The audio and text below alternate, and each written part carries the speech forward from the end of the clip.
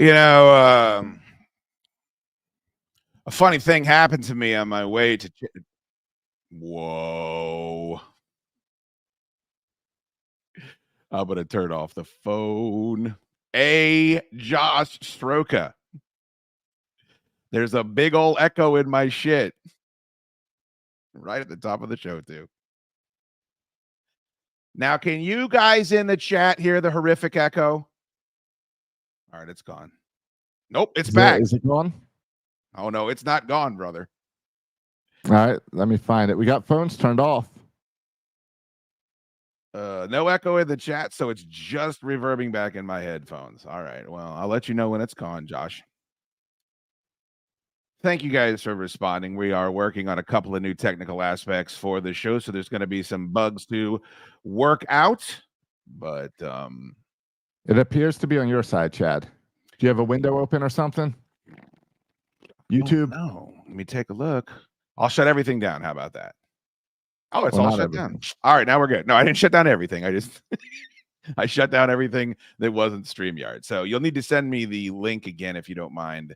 Unless can I just use the same link in the private chat, Josh, for the call screen? I believe that'll work.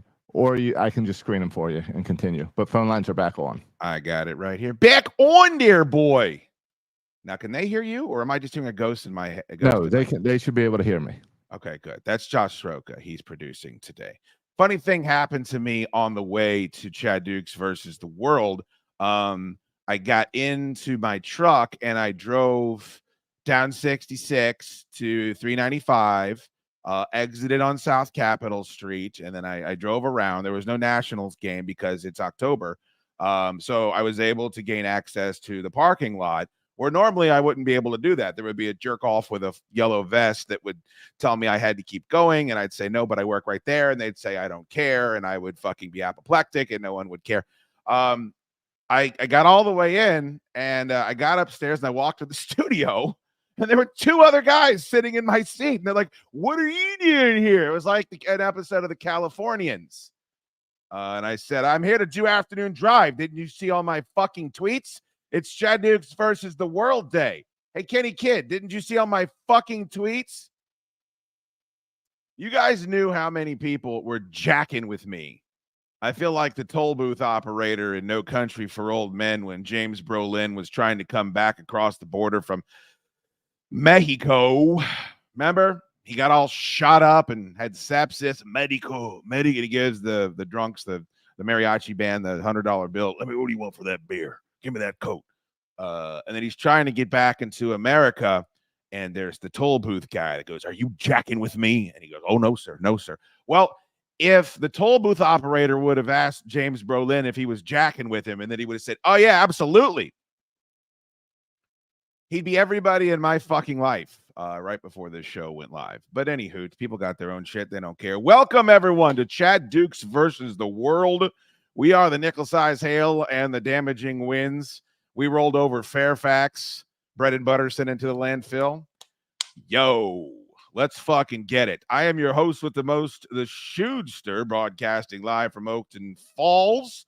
We are presented by Monk's Barbecue. We will be here for the duration. So if you have a fucking normie in your life that used to listen to the show, give him a jingle jangle, give him a tweet and say, hey, slide on over to youtube.com/Chad Duke Show. Make sure you're subscribed. We're going to be on from 2 to 6. I got a hell of a show planned out for you. We're going to have Sean Salisbury on like we always did on Chad Dukes versus the World. He's coming on. Bottom of this hour is when he is scheduled. We're going to have Eric Davis on like we always did from Crossing the Streams. Not only that, but we're going to have the boys from the Fortress Film Society on the show today. If you're not familiar with them, I do a movie show on the Chad Duke Show, which you could subscribe to chaddukeshow.com. If you are feeling so inclined, so we're going to do entertainment, we're going to do sports, we're going to do food, we're going to make penis jokes, we're going to do all the shit that I used to do in afternoon drive, only with less commercials, less updates, less politicking behind the scenes, less telling me my ratings aren't as good as the junkies, all the fun shit, less trying to force a co-host onto my program. You know, all the fun stuff that used to happen when I was on the radio for well over a decade. They try to pretend like they don't remember me now, but it was a long fucking time I was on there. So we'll see how this goes. I haven't flexed my brain muscles for this duration of time in quite some time. I used to do 4 to 5 hours a day, an afternoon drive. LeVar and I did 2 to 7. That was his idea. Bad idea. That was 5 hours with LeVar. Oscar and I would do 5 hours in middays. For those of you that listen to the Big O and Dukes days when they whacked Opie and Anthony, there was Opie and Anthony, and then Bill O'Reilly and Jim Rome and Peter Rosenberg and all these motherfuckers. And there was a hodgepodge in middays where there was like 8 or 9 hours of content. And so Oscar and I would work for slave wages. So they just stuck us in middays, and we filled that 5 hours until we deaded the station. This is the first time I've been fired where I don't take everyone fucking with me. Usually when the shootster, this is 3.5 years ago whenever I got fired, but like usually when the shootster deads himself in radio, he takes the whole station with him. There's what we call a format flip. Yeah, that didn't happen this time. Nope. Your pal is the only one that imploded. Big Dane, amen. Unless he's trolling. This will be a good time. If Dane believes, Dane, I don't know if you're watching this, but if you are, and you truly believe I'm a bad guy and I harmed you, this would be a hilarious time for you to just fuck my butt. It would be absolutely riotous if you decided to not show up. But if he does, he'll be on at 3 o'clock. Dane's a big Commanders fan. If you don't know who Dane is, I walked into Chris Kynard's office when they were trying to put a co-host on my show, and I said, I know this dude. I do a show with this dude. He's one of the funnier guys I've ever met. He's a big sports fan. Why don't we let him sit in? Why can't he come in and sit in for an hour or two? We'll see how the chemistry is. And that was a no-go. But that's how highly I think of Dane's comedic talents. We didn't always get along, but he is a funny motherfucker, and he'll be on for a schedule to be on with full hour. Everybody enjoy the Saints game last night. Boy, they gave their fucking fans something to go home with. Can you imagine being a Saints fan? Can you imagine going there and watching what Spencer Rattler put out on the field for you last night? Holy shit. I'll probably talk about that with Salas. I read this stat. This is just unbelievable. Bo Nix is 4-3. I don't think people are seeing something else when they see Bo Nix. Bo Nix is a spaz. Bo Nix is Will Levis with a slightly better PR campaign and a couple less interceptions. I mean, I don't get it. But he's 4-3. So he joins Caleb Williams at 4-2. It's a quiet 4-2. And then a very loud 4-2, Jaden Daniels, as rookies that have reached 4 wins as a rookie. It's pretty impressive. Guess how many wins Bryce Young has in his career? Yikes.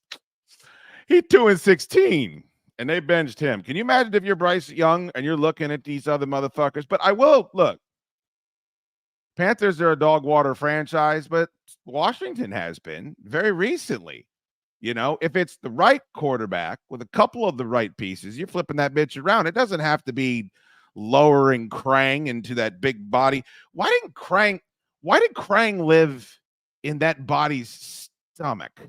Has anyone ever done any deep dive on that? Any research into that? Why the fuck did you not build a big head like a MODOK type of character? What Krang was in the gut and he also was underground. How did that technodrome? Anyway, we can't take phone calls today. We can take phone calls.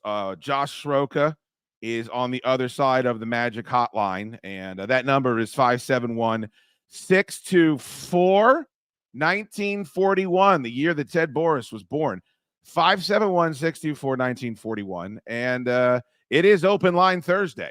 So I know we're going to take calls in the last hour of the show, but if we get calls throughout the course of the program, I will pepper them in as I see fit. I've had a lot of fun. For those of you that are just stumbling across this and don't know where I've been doing the Chad Duke Show these past 3.5 years. There's plenty of free episodes on iTunes if you'd like to check it out. If you'd like to subscribe for a daily episode, you can go to chaddukeshow.com.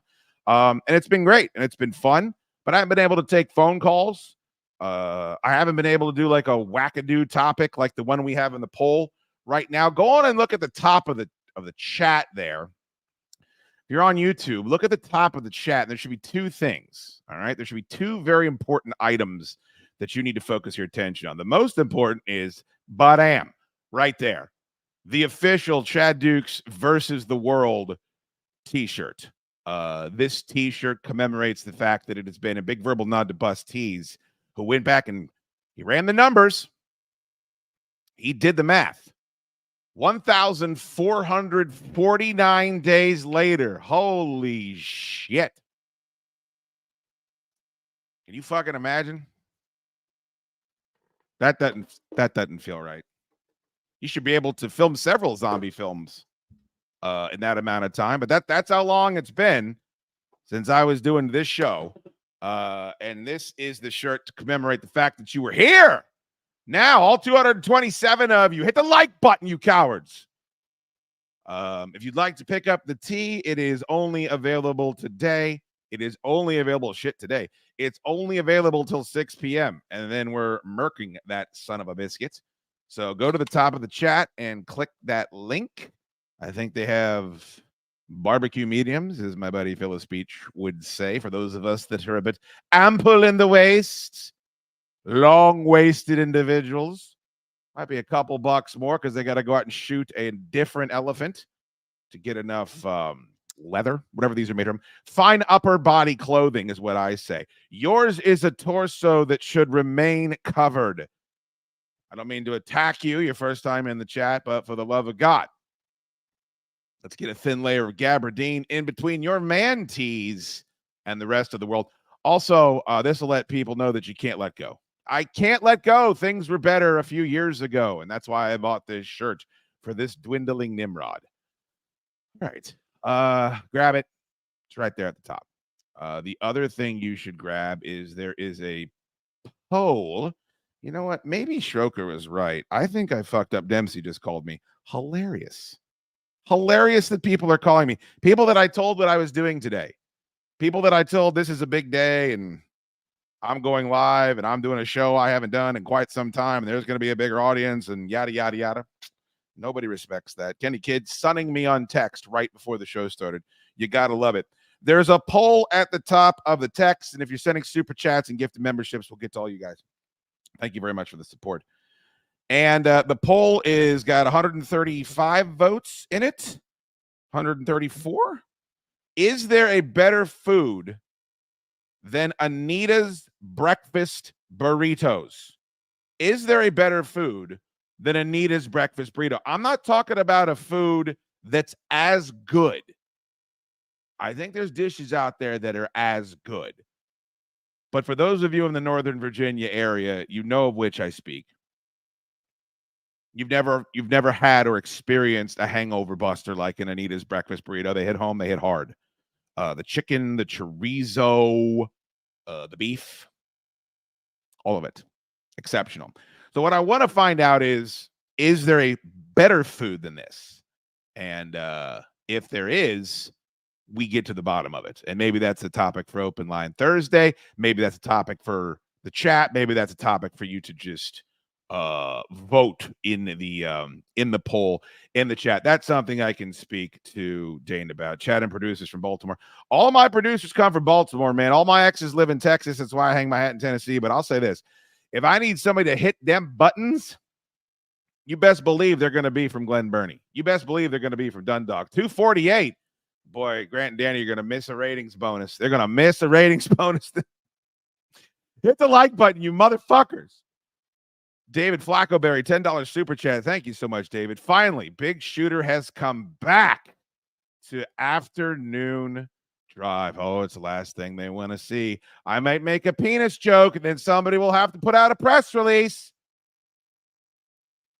Contractually, legally, I don't think I'm allowed to give out too many details. Imagine hiring me to do a job and then being shocked that I make dirty jokes. Dirty jokes about your dirty pillows. David, thank you, brother, for the $10 super chat. And Chad Prather has gifted 5 Chad Duke Show memberships. All right. The way this work ends is if you guys go to the page, there's a little join button at the bottom of the video. Even if you don't want to pay for it, where most of you I don't think do, you click that join button, and then you can turn on accept gifted memberships. There is a link in the description of this video that you're watching, a direct link right to this area. So what would happen is your cheap ass would be sitting here and being bathed in all this greatness, enjoying all this free jocularity. And then somebody is talented, respected, good looking, thick hogged. You know the drill. As Chad Prather comes through, motherfucker plunks down its credit card and you benefit. K Bono, you. Qui Bono, who benefits? Let's know that your dick's still working hard. Oh, it's working all right. Overtime. I'm glad to hear that. My favorite part of that scene is how tiny the can of Budweiser Red Label looks in Alec Baldwin's hand as they're at the driving range. So basically, if you get a gifted membership, there is a shitload of back content that you get access to for free because Chad Prather is 6 times a son of a gun and wanted to do that. So thank you so much. Appreciate everybody. Yo, we got a red bomb, Red October, Bobby Double L, Shana Beer, shake it up. Holy shit. That'll keep the internet on. Hey, Stroker, I can't pay you. Don't believe all this. Google takes a massive chunk. That's your chunk, Stroke. I'm sorry. Free fucking 6er Natty Bow and a 2-pound bag of Domino sugar. That's all I'm offering. That's all I'm offering. Maybe half a bushel. Half a bushel, maybe a peck. Should I get him a peck of crabs? Perhaps I'll get him a peck of crabs. They do call me Gregory Peck in the streets of Baltimore to this day. I walk down Power Plant Live and like, holy shit, there goes Gregory Peck. He's the one that gives everybody pecks of crabs. Here's to 4 hours, the most magnificent bastard to ever take on the world. Oh, you're too kind. You're too kind, Bobby Double L, and this is too kind. $100 super chat. Holy pissant. My God. And then, whoa! I've made an impact on somebody's life. Somebody's doing well. 20 Chad Duke Show gifted memberships. Turn on, accept gifted memberships. Friendos, there's free Friday episodes in there for you to watch. There's back episodes of Solid Dudes. Hell, we had a guy on the show have a fucking heart attack. That's a shoot. You don't want to miss that. You don't want to miss that. I'm going to talk to that motherfucker tonight. Oh, quick plug. I'm all over the place. I apologize. I need to focus. I ain't done this in a minute. I'm taking a 2-hour break. We're going from 2 to 6 for CDVTW. And then I'm doing Solid Dudes tonight. Same bat time, same bat channel right here at 8 o'clock. So if for some reason you hate your family that much, circle back around, get yourself a little grub, a little can of Dinty Moore beef stew, spark that bad boy up with a butane lighter, take yourself a river nap, and then come on back. Dab your forehead with a nice cool washcloth. Oh, by the way, Josh, if you see Sal's jump in here, just let me know, please. I got so much shit at the bottom, I don't want to miss him. But anyway, come back at 8 if you would like. You can catch Solid Dudes. And then, if you missed it, fucking Bobby Double L gave out 20 gifted memberships. You can go back and watch the fucking replay. Bobby Double L, thank you so much, brother. Cool story, bros. $4.99 super chat. Yes to penis jokes. Yes. Yes. You have to keep them racially and sexually ambiguous, or you get fired. Fired, so fired. I do like when people come up to me and ask me while I'm fired. I can't talk about it here. I signed something. But if you would like to come up to me in my shop at Commonwealth Dry Goods in Old Town Fairfax, I will tell you why I got fired. And we'll laugh and laugh. And then I invite you to Google for my apology. Search high and low. Go everywhere looking for where I apologized for what I said. I'll wait. Spider Climb, 10 gifted memberships. Holy shit. We're gonna need some sound effects, Stroka. We're gonna get this level of support from these crazy bastards. Hit the like button. Who's in charge of likes? Chip Fuqua, you're in charge of likes. We need to get to 200 likes, or I'm turning this whole son of a bitch off. I'm canceling all the guests. 200 likes, or I'm yanking the Ethernet cable right out of the side. Spider Clamp, 10 gifted Chad Dukes Show memberships. Can't thank you enough, Clamp. Hope to see you this weekend. Hope your Dolphins can turn it around. Any news on when Tua could play? Does anybody know this is a sports show? It's a hardcore sports talk radio program we're going to get to some hardcore sports talk radio content and just a couple of few. I know that's what you guys are here for. Middle relief pitching. Drew Storen, Tyler Clippard, Gio Gonzalez. I did Jordan Zimmerman.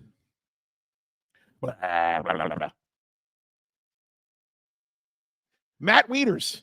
Was he on the Nationals? I know he was on the Orioles. Thank you, Clamp. Oh, boy. There's things I miss about the radio. Pretending I care about baseball is not one of them. Enoch, $5. Chad Dukes versus the world as it should be. The only sports show I ever listened to. I've said this for years. Bull shit. I've seen your Twitter feed, Enoch. I'm going to start calling you Enoch H. Paulson. That's fine, bud. As long as I'm your favorite. As long as I'm at the top of that power ranking, that's all I care about. You owe me nothing other than your friendship and your listenership. Michael Capetta, $20 super chat. Let's get it. Got 2 shirts. Get the fuck out of here. You bought 2 shirts? You 6 times the son of a gun? Bus, if you're watching, will you text me how many shirts we sold so I can thank people? Appreciate that, buddy. Link at the top of the bio. John Michael Wood just wanted to drop $1.99 because he's so fucking in love with the program. Hell to the yeah. Largemouth asks, there are gifted memberships raining from the sky. You know what's fun? You guys ever start a YouTube channel? This part's fun. Is the people that pretend like they hate my guts and go on Reddit and go on other places and call me a scumbag. They all still watch and they get caught with these types of gifted membership bombs. See, I can go back in to this video when the show is done and I can see everybody that got a gifted membership. And it's hilarious. Some of the names that I see. Names of people that swear to God I'm the devil, swear to God that I'm some sort of fucking megalomaniac, Machiavellian asshole. Part of that's probably right. And sometimes they get got by largemouth ass. Isolate that. Big Shooter is attractive to Baltimore button pushers exclusively. I'll tell you what, Enoch.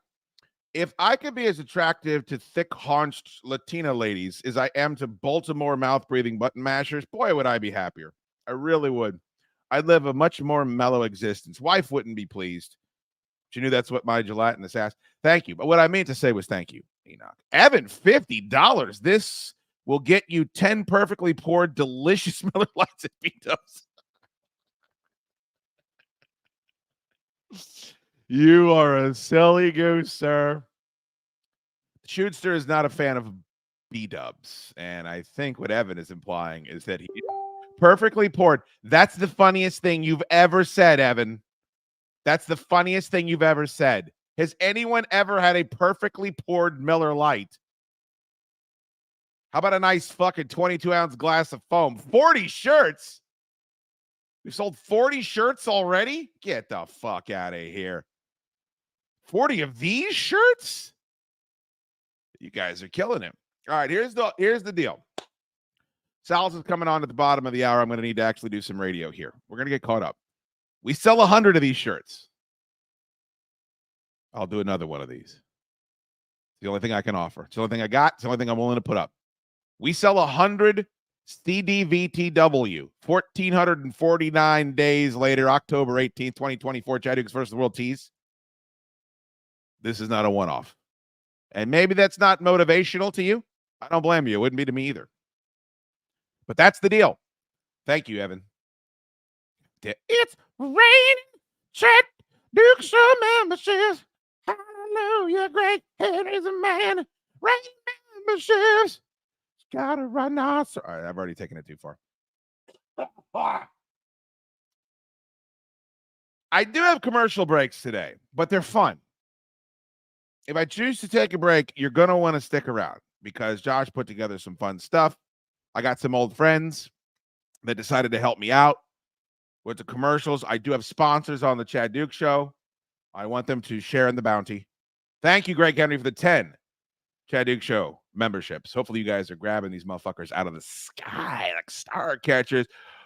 Whoa, CDVTW is back. Oh, you know it, Mike from Don't Sleep. It ain't bit season. It ain't going to get the numbers bit season does.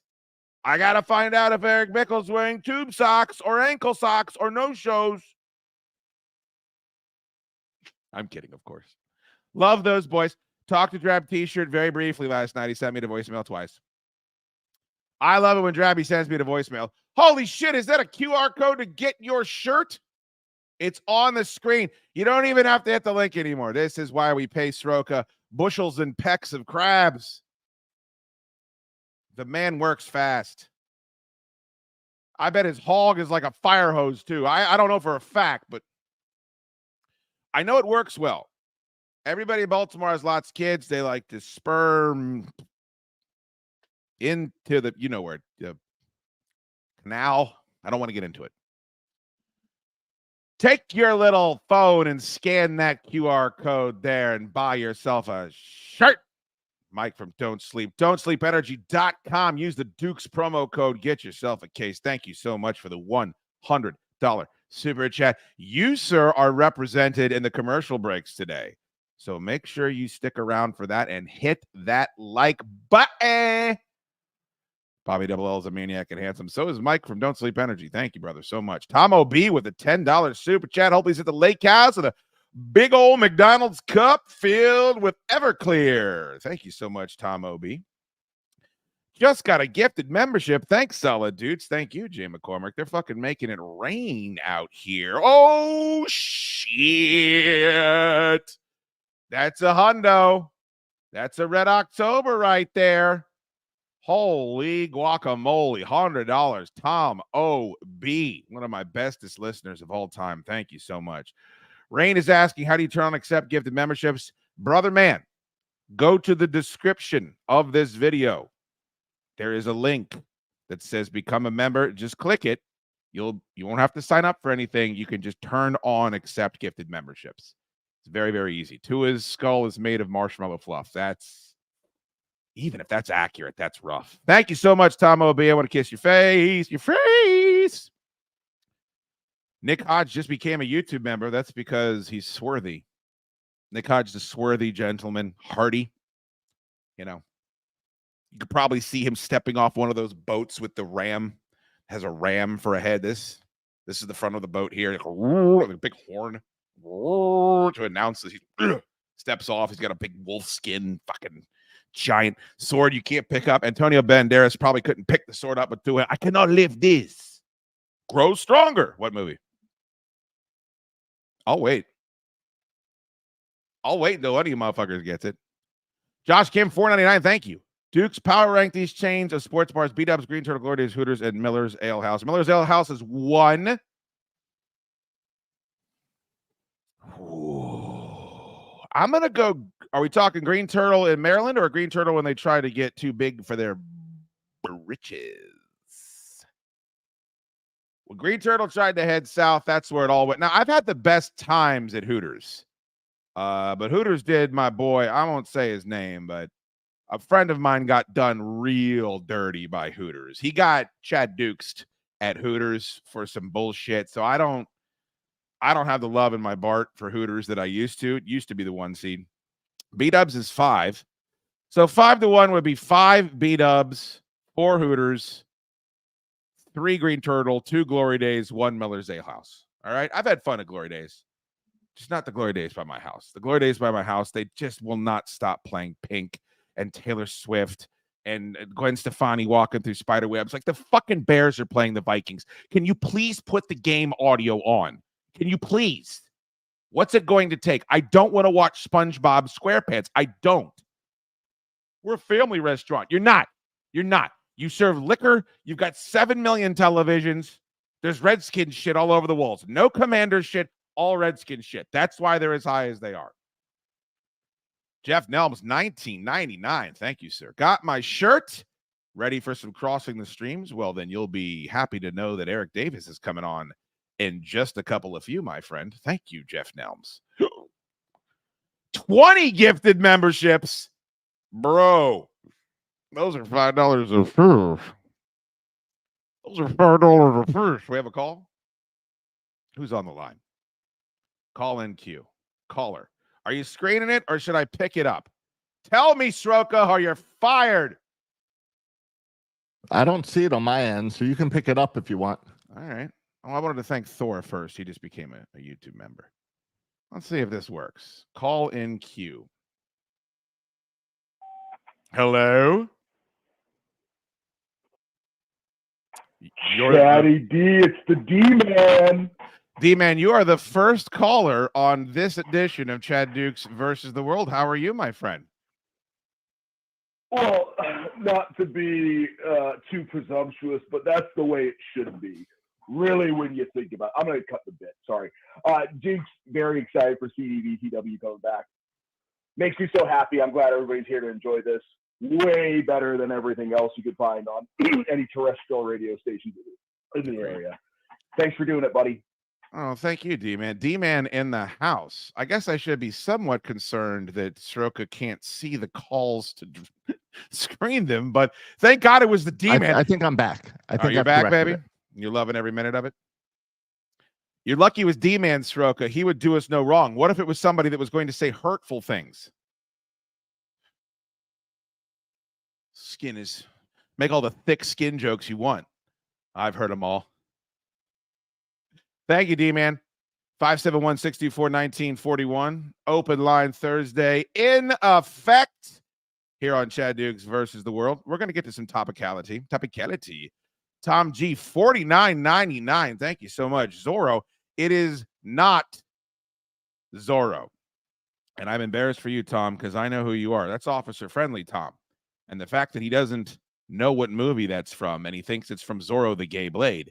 It is not, my friend. It is not. Do you remember when Anthony Hopkins was Zorro in that fucking movie? That's not a bad movie. That first Zorro movie is pretty goddamn good. Second one got a little... Thank you for the $49.99 super chat, my friend. Where's Stephen Davis guy? Yeah, he hasn't called in yet. If Stephen Davis guy would like to call in and ask me who let the dogs out, that would be fine. If Kirk Cousins... He's not the guy wanted to call in today, that would be fine. What were some other notable callers that we had back on the radio? Glenn from Winchester, I think he passed actually, which is kind of a bummer. That's how you know you've been on the radio a long time and been off the radio a long time, is when your callers start to fucking die. Is Jaden Daniels the guy? A lot of people think Jaden Daniels is the guy. I'll ask Sean Salisbury about that. Go ahead and text him, please. Josh Soroka. Check my Palm Pilot. Sal's has not messaged me yet, so he's just running a little bit behind, I assume. Luckily, I know how to vamp. I can vamp with the best of them. Largemouth ass, $10. Thank you, brother. Hearing Dukes take calls takes me back to the days of Haley Woln telling us about dengue fever. Oh, man. There was a lot of dengue fever going on. Thank you so much, Largemouth Ass. Thank you to all of our super chatters and all the gifted memberships. Keep them fucking rolling. Make sure you get your shirt. Link is pinned to the top. Listen to this bullshit. This is still one of the more embarrassing moments of my career. It's Chad Dukes. So far, this is a pretty cool intro, right? Like, I got the fucking, I got the Bray Wyatt music. May he rest in peace. God, man. You guys remember how into the Wyatt family I was doing this show, and then two of those guys are no longer with us? What a fucking bummer, man. So this is the only evidence of my show open that exists on the internet. My show was on for 11 or 12 years, and it just wasn't notable enough for anyone to actually remember the intro. It's kind of a bummer. But somebody taped a video of them listening to the intro to my show. And this is the first intro to my show. It's not the one that eventually was the intro. And you say, Dukes, how is this interesting to anybody? Well, I'm going to tell you how in just a second. I should have known that my back was not going to be had when this was the intro to my show that initially was on from 2 to 7 on WJFK. It's Chad Dukes. There's a lot of questions here. Oh, that's Dukes? I have no idea. I'm going to do radio the way I know how to do radio. Versus the world. Let's go back, and I want to go through this beat by beat. Okay? I want to go through this beat by beat. Beats by Dre. I'm going to put it over there. It's Chad Dukes. There's a lot of questions here. Oh, that's Dukes? There's a lot of questions here. Oh, that's Dukes. If you're building the intro to a radio show, do we not want to give the people a reason to listen? Do we not want to show that the host has got provocative opinions, that he's got shit to say, that he's got strong thoughts and emotions? There's a lot of questions here. Nothing declarative is said there. Nothing. And then you have the host saying, oh, that's Dukes. Who am I speaking to? Who is this disembodied voice that we're referring to? Again, this is the first impression that everyone has when tuning into the show. And this is what they decided to make for me. It's Chad Dukes. There's a lot of questions here. Oh, that's Dukes? I have no idea. I'm going to do radio. I have no idea. The host of the show saying, I have no idea in the first 9 seconds of the show. There's a lot of questions here. Oh, that's Dukes? I have no idea. I'm going to do radio the way I know how to do radio. What does that mean? And why do I have a Brooklyn accent? Why does it sound like I'm from Long Island? I'm going to do radio the way I know how to do radio. Hey, I want 2 slices of pizza too. Hey, my friend with the platform shoes are going to jump off the side of the bridge. Come back to that. I'll never get over that. Never. Let's go to Matt. Where is Matt calling from? I need the location, Josh, or we're going to take that peck down to just 2 large crabs. Thank you so much. Matt, you're on Chad Dukes versus the World. How are you? Hey, what's going on, brother, man? Thank you for doing this. I really appreciate it. I miss the show, man. I used to call all the time. I'm in D.C., by the way, too. So. Oh, excellent. Well, thank you, bud. I appreciate that. What's on your mind? Man, I just wanted to call and see if you were following the drone swarm thing that happened in Langley the other day, or that happened a year ago, and now we're just finding out about it now, and if you had any thoughts or commentary. And I also wanted to ask you about Ghost of Tsushima 2, and it seems like they're trying to screw that game up or whatever, so I just wanted to hear what you had to say, boss. Is it a female protagonist in Ghost of Tsushima 2? I kind of thought that was the angle they were headed in. Yeah, but of course, man, you know how they do. You know how it is. If you're a man and you want to stick your penis into a woman, you're not allowed to be on television or in a video game anymore. Matt, I really do appreciate the call, and thank you for staying with me although these many years. I'll take your comments off the air. Drone swarms. Look, we are marching inevitably towards our own doom. And at such a rapid clip, I've never experienced anything like it, to be honest with you. I mean, everyone wants to bring up Black Mirror. You don't need to bring up Black Mirror. You can bring up any science fiction piece of the past 40 years, and you've read a headline that corresponds to that shit actually happening in real life recently. So, yeah, it doesn't surprise me there's drone swarms. It doesn't surprise me that there's iRobots that Elon Musk is marching out. It doesn't surprise me that AI is able to completely rip off songs and podcasts and do what I'm doing right here better. No, it doesn't surprise me. Because luckily all the creative people that have been writing books and movies and television shows for the past 40, 50, 60 years. When did 20,000 Leagues Under the Sea come out? Look at this man right here. I'm going to sit here screaming when I've got a fucking stud like Sean Salisbury just sitting there waiting to come on the show. Hello, Sals. Hey, how you doing, brother? I didn't stand you up. As you know, the internet always plays tricks on things, inevitably. Can you hear me? You gave me plenty of time to scream and rant and wave my arms. You're perfectly fine. Don't worry about it. Oh, okay. No, I just want to make sure you know that I was doing it, and I like hearing you. I just didn't sit here and listen to you get after it a little bit, brother. I like it. So I didn't forget about you. Good to talk to you. Great to talk to you, sir. If I was going to do Chad Dukes versus the World, the guest 1 and 1A was Sean Salisbury. Has got to be a part of this. He was always such a big part of my radio show. Well, I'm here to bring the show down, so it's great. Speaking of that, let me ask you about last night. Alvin Kamara comes out and says, I don't blame the fans for leaving early. I've never seen them leave in the second quarter, but I'd leave too.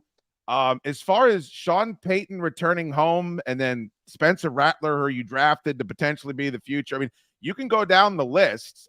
Bo Nix getting his 4th win against your team. You're not competitive at all. It's amazing to me that the NFL is as bulletproof to this sort of thing as it is, where fans do keep coming back, because I can't think of a less entertaining experience than what the New Orleans Saints provided for New Orleans Saints fans last evening. It's a great point, Chad. There's always, if you don't want the tickets, the next person does. It's true. That's why if you're an owner, the most sound investment in the world right now is being able to own an NFL football team. It just is. It doesn't matter if you go 2-15 regularly, you're every year your value is going to increase. It's crazy. But on just the bare minimum of the game, at least we finally had an athlete, instead of mad at the fans for leaving and booing, just tells the truth. You're throwing trash product on the field. There's some parts that are good, but the sum is awful. I mean, I know Rattler's still in his infancy, so not a lot of big plays. Listen, I like Dennis Allen as the defensive coordinator. I do.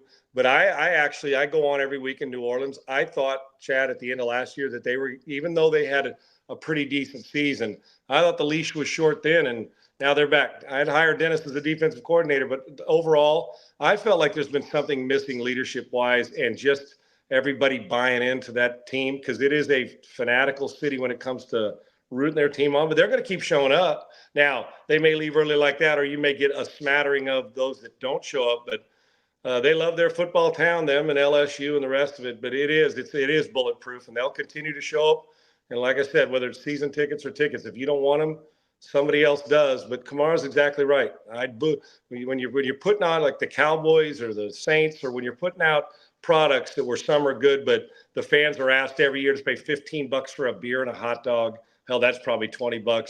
But every year the prices go up and the athletes are getting paid more, and fine. That's fine. But I don't want to get in anybody's wallet. But the people who never have a seat at the table, never, are the fan base. The only seat at the table they got is to leave during a bad and a weak ass game and weak product. And unfortunately, 5 straight weeks, that's what the Saints have put on the board for them. The Bo Nix has 4 wins. Jaden Daniels has 4 wins. Caleb Williams has 4 wins. And Tom Brady had some comments that people like to give Tom Brady shit for just about everything that he says, but he was talking about how offenses are different, and I think he used the term dumb them down, which people didn't like. But Peyton Manning wasn't asked to go out and do this. I mean, you think about all the great quarterbacks that we watched and were your peers and contemporaries. How are these guys having this level of success so early on? As a guy that works developing quarterbacks, are they smarter now? Are they faster? Are offensive coordinators willing to design more of what they do around the individual than they used to be? How are these guys finding so much success? Those are a couple great points. One is, I think that's a fact. Let me just use Andy Reid for an example. Remember, he was always a decade ago, and Mike Leach, God rest one of the Pirates' souls, one of the great people of all time. And Mike is a decade ago. Mike and I would talk. He'd go on and tell everybody, whether it's on radio or TV, that when people say, "Oh, those type of offenses, spread offenses, can't work in the NFL," and at that point in time, like a part of New England, but when he was in Tampa, they were doing it. I'm talking about Brady, and so they have. And you go to Andy Reid and think about this. Andy Reid's been a West Coast guy, with the 49ers, did that West Coast offensive system his whole time in Philadelphia. Goes to San Francisco, that whole tree that uses that West Coast system, John Gruden, that whole group. Well, he goes there and there's a guy sitting at Texas Tech. You think, well, I like his skill set. What does Andy do? Now he takes a version of what they're doing for them, stuff that he likes, and we no longer we're a West Coast offense. We're a vertical passing game offense. The smart coordinators fit them all in. Good gracious, we got enough evidence, which is for when you see the evidence, which is the metrics and the analytics in baseball. Well, we have those metrics. We've been doing that forever in football. Oh, they play cover 2 and third down inside the red zone 80% of the time. Well, Andy just brought in a little bit of everything. So I've always been baffled. Well, you can't run that system. Well, we're in the gun 75% of the time. We're throwing ball, quick games. Guys are doing stuff. Instead of out breaking and in breaking, we're doing double in breaking and double move. We're doing stuff that you would have never imagined us doing. But back in the days when BYU and Sid Gilman and Don Coryell, they were doing it, just the wrapper's different. Now we got 4 wides, different backs, and guys are standing up in their wide receiver stance, not like Biletnikoff and Branch down in the 3-point stance. Yes, offenses have expanded the bandwidth of who they're using, 5 guys up damn near every play. So yes, they're getting more reps than 7-on-7 all the way through high school. But in the NFL level, let's not miss the other fact that these guys are just talented. Right. These guys are just talented, and now they may not be as mechanically sound, and they may not be as pocket savvy as some of those guys, but they're doing different things, because now the quarterback we want can beat you with his legs, beat you with his arm, and hopefully beat you with his mind. So yeah, I think it's a combination of the coaches having the balls and the guts to say, why do I have to be pigeonholed into this is what we do? No, we don't have to do that. We can do a lot of things. It's because it's not what they've always done post dig. We can go post corner dig, or we can go corner, comeback, flat, and flood a zone. I mean, and have the guts to call it, because these guys are talented and they're playing so soon. It's not like 1975, you waited. They're playing soon because you have to. Right. Fan base wants it, all that. But willing to do it, and we got some talented guys. But the one thing, Brady's not wrong. I can tell you this, Brady's not wrong. When 11 guys snap their head to the sidelines in high school, and up until they can, the coach is telling them where to throw the football. I train them all over. High school kids I know guys that are seniors that are great players that can't decide the difference between two-man, cover 3 quarters, because they're not being taught it. I asked them, in the junior year, what's coach talking about coverage? Well, we just read this one guy. It's like, well, man, so so I do believe they're not stupid, but they just have not had that burden placed upon them like Manning did to call plays at the line of scrimmage. So it's changed. It's successful, but they are, I think, at times, because the red carpet's rolled out for them, they're not asked to do as much at the line of scrimmage as maybe Elway or Marino was, but that doesn't take away from their talent. You got to adjust and adapt all the time to the way the game is. And look at this year, Chad. You know what? It's almost like the year of the running back. Right. Look what we've done now. Mixon in Texas. Look what Aaron Jones is bringing to Minnesota. What Derrick Henry's done for Baltimore's upgrade in the running back. I mean, we got Josh Jacobs in Green Bay. We're not devaluing him now. Everybody wants him. So a lot of cyclical things, but I don't know if they're more talented. They just have more access to information, and coaches have the guts not to have to be conservative where you have to run it this many times and throw it this many times. Screw that. Adjust and adapt in the game. So while I like some of it, I think the mechanics suffer, and that's why you see some quarterbacks fold up or not as successful in late games under pressure, because their mechanics break down, which leads to inaccurate throws. But we got 3 young, talented quarterbacks that are leading their teams, and we haven't even seen anywhere near the best of them yet.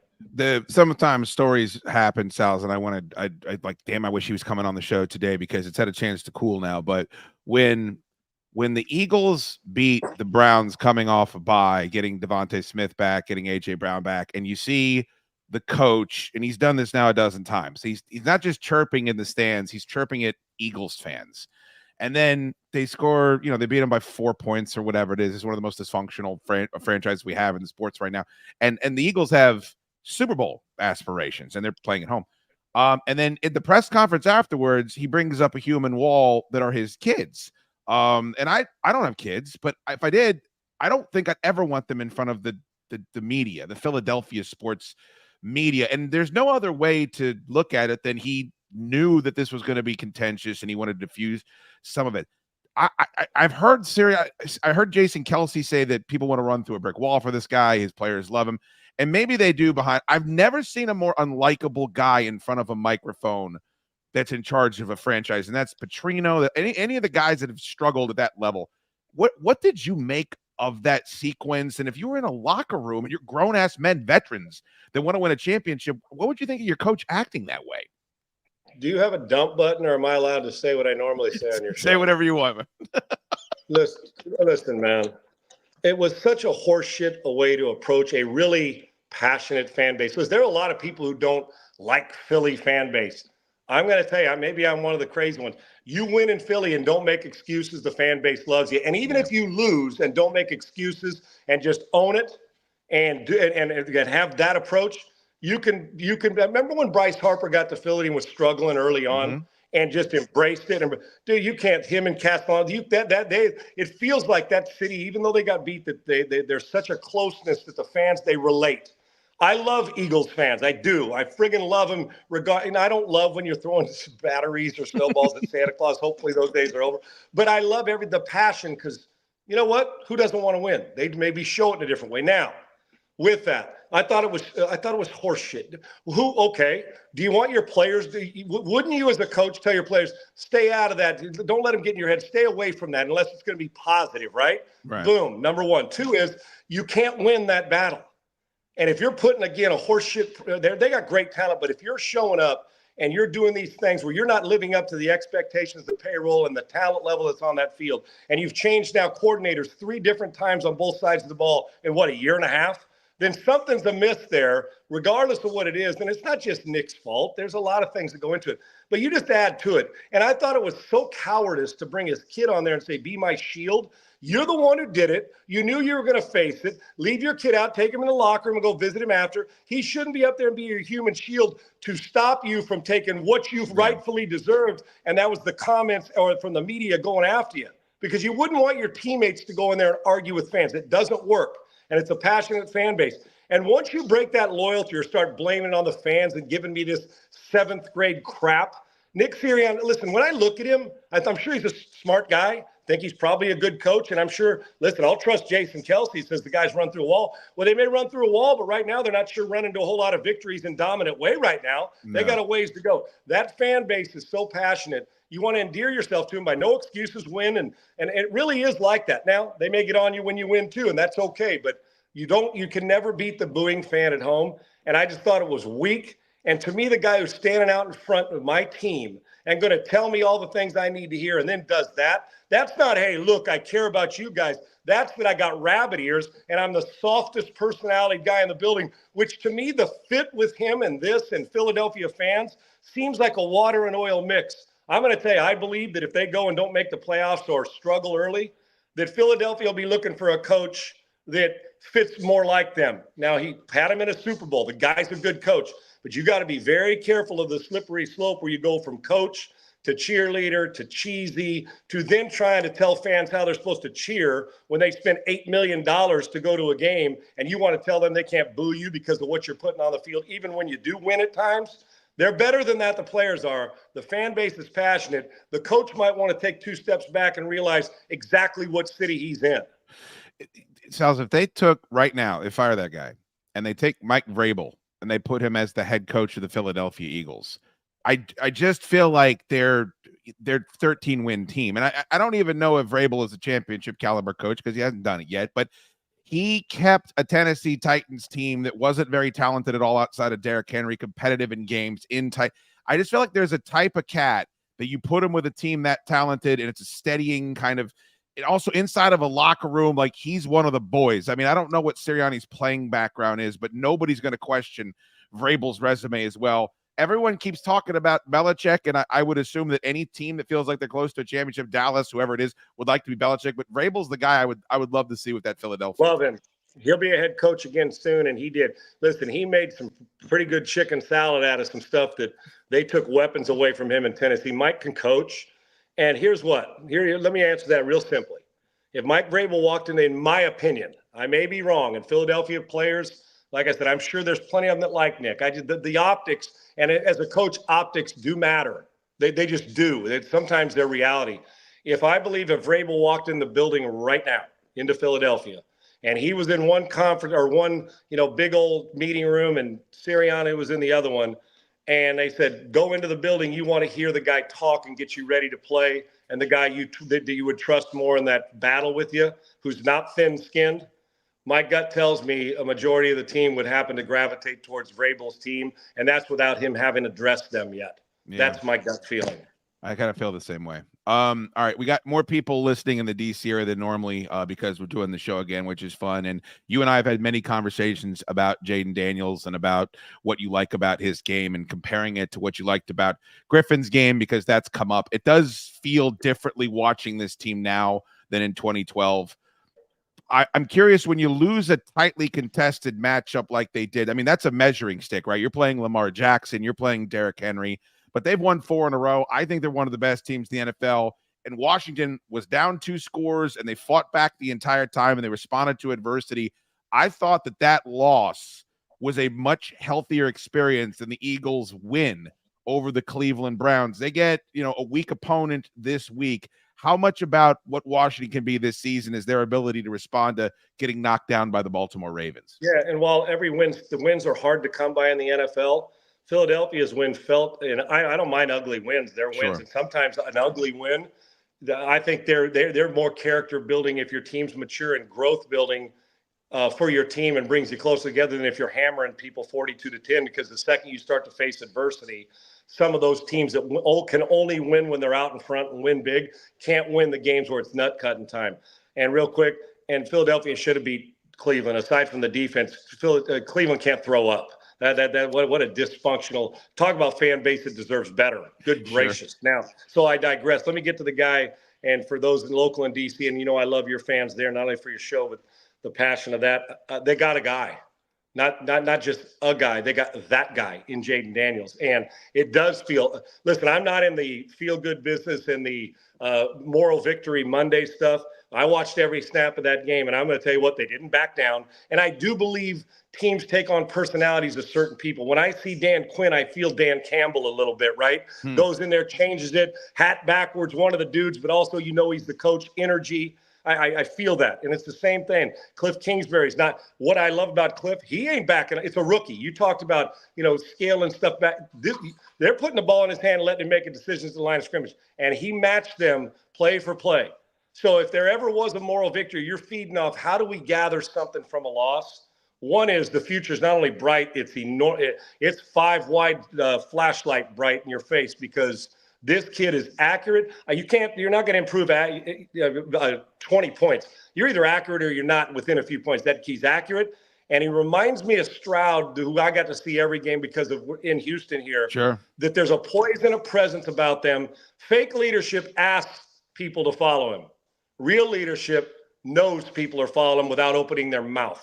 Stroud's got that here, and I believe Jaden Daniels has already magnetically brought that team in where they're getting to the point where they know they got a chance every time. And we're talking about a guy who hasn't played 8 games yet in the NFL. I see the similarity. Now, they're a little different in their game because Jaden's so good with his feet, but the ability to make throws with accurate, under duress, against the best teams, and watch the lack of personality change.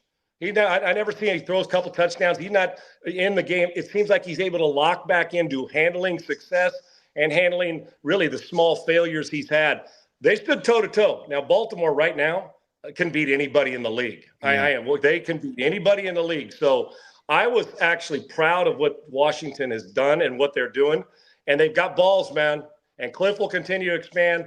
This team, I will not be shocked if when the season's over, the Washington Commanders are at the top of the division. And if you said, Sean, today, you got 8 games to go and you're with all the, I'm talking about, okay, take the best talent in that division in the NFC East. I don't care what team you think's the best. You put them in Philly, all these quarterbacks, the 4 quarterbacks, put them in the most talented city right now and say, you got 8 games.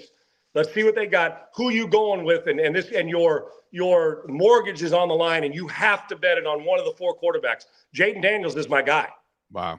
Right now, I like Jalen Hurts. Daniels is a better pure passer. Jaden, I love the poise of Jalen Hurts. I like Prescott at times, but Prescott needs great players to be good. He doesn't carry a team. Daniel Jones as well, he's had his up and downs, good athlete, but he'd finish 4th. And right now, accurate, feet, poise, arm, emotions, leadership, what's not to like? You can put him on all these teams, and every one of those teams is better in the division with Jaden Daniels at quarterback. Take that to the bank, friendos. It is at Sean Unfiltered on X, and of course, the Sean Salisbury Show there in Houston. Thank you so much for making time, Sal. It's always great to catch up with you, buddy. Thank you so much. My pleasure. Keep killing it, brother. I appreciate you. Thank you. We will. It would not be Chad Dukes versus the world without Sean Salisbury. One of my favorite guys on the fucking planet. Oh, Jesus Christ. Shit, Tom G. It was the 13th Warrior, but you sent a $49.99 super chat. You are forgiven, my friend. Raise your hand if you haven't seen the 13th Warrior and you're one of the 263 people watching live right now. Oh, I'd like to take that hand right off. Fantastically underrated movie directed by John McTiernan, starring Antonio Banderas. You know John McTiernan is, you motherfuckers? You mother... Look up what he's directed. Oh, man. Tom G, thank you so much for the support. God damn, man. How great is Sean Salisbury? Tweet Sean Salisbury. Tell him he kicked ass because he did an acre of ass. Tom G, thank you, brother. Sleepy Kings with a $20 super chat. This is Kevin in the car. Congrats, Chad. I'll hang up and listen. Well, thank you, Kevin. It is Open Line Thursday. Numbers at the bottom of the screen. If you'd like to call in, we'll be taking calls for the duration. 5 o'clock hour. I want you to load up those phone lines, friendos. I've booked the 5 o'clock hour with plenty of time to take your calls. Let's see here. David Flaccoberry got my shirt. Thank you so much, David. You can get your Chad Dukes versus the World official tee right now. Wait a minute. It's got my fucking personal messages up there. All the creeping I'm doing. No, I'm kidding, of course. Got a big, long, rambling message from my guy Monty Eskew over here. If you guys would like to read that, I can pop that back up on the screen. Anywho, that is the shirt. 1,449 days later. Scan the QR code on the screen or hit the link pinned to the top of the page. I've heard we've sold 65 T-shirts, but I can't confirm that. Sean became a gifted YouTube member. Nope, he just became a member. Thank you so much, Sean. That was a wise decision. Spider Clamp, $10. The gift of gab is so underrated, and these boys are the best of the best. NFL is king, and it isn't even close. Hey, look, man, anybody looks good. Here's a little, people ask me all the time about hosting podcasts and what do I do to start hosting a podcast? Get Sean Salisbury on your show. That's what I recommend, Clamp. He's going to fill time. Everything he says is interesting. He speaks with passion. He makes you look better. People always used to compliment me for Sean Salisbury segments on the show, and I'm like, I don't do nothing. I asked 3 questions. Hagar gifted 5 Chad Dukes show memberships. Thank you so much, Hank. You are a sexy, sexy man. Was it your birthday recently? Did I see that right? Turn on accept gifted memberships if you are watching live. We have sold 75 CDVTW t-shirts. 75? We're 25 away from something orgasmic, friendos. I don't see Dane, so I'm guessing we're all right. Let's get caught up. We'll get caught up with spots, and then we'll bring on Big Dane. Andy and Pretch has shown at $49.99, taking me back to a better time in the world. Fall 2019, pre-COVID, better leaders, cheaper groceries, and most importantly, sports talk that doesn't put you to sleep. Hail to the king, baby. Fuck yeah, Chippa. Thank you so much, buddy. I really do appreciate it. People have lost their fucking minds. One of the reasons I wanted to do this is because I enjoy doing it too. And it does. It has a bit of a calming effect, except for all the screaming and yelling and perspiring. Thank you so much, Andy. D. Moneth became a YouTube member. Absolutely fantastic. And he said, facts, Sean crushes analysis and commentary. I would agree with that. I've got some Fireman Ed that we have to get to today. That's regrettable. These super fans, I don't know, man. I kind of the mind I'd like to shoot them into the sun. We're going to take a quick break. I would watch these commercials. They are absolutely fantastic. And then we'll be back in under 5 minutes. We're going 4 straight hours, friendos. 2 to 6, just like the old days. It's Chad Dukes versus the world.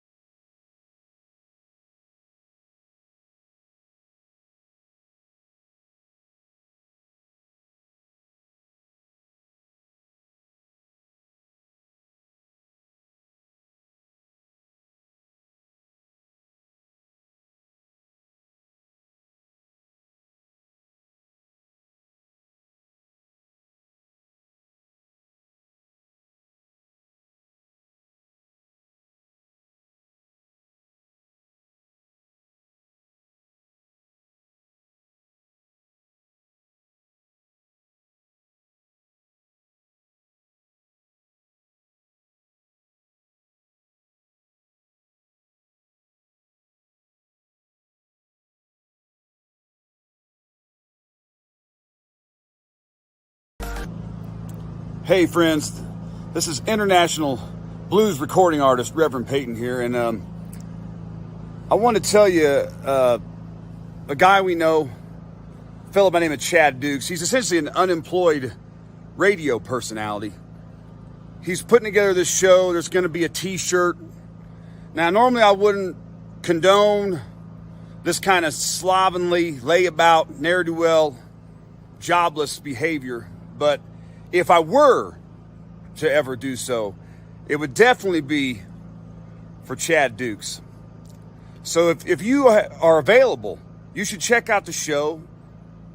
Think about getting a shirt. Now, I won't because I have a job, but you should.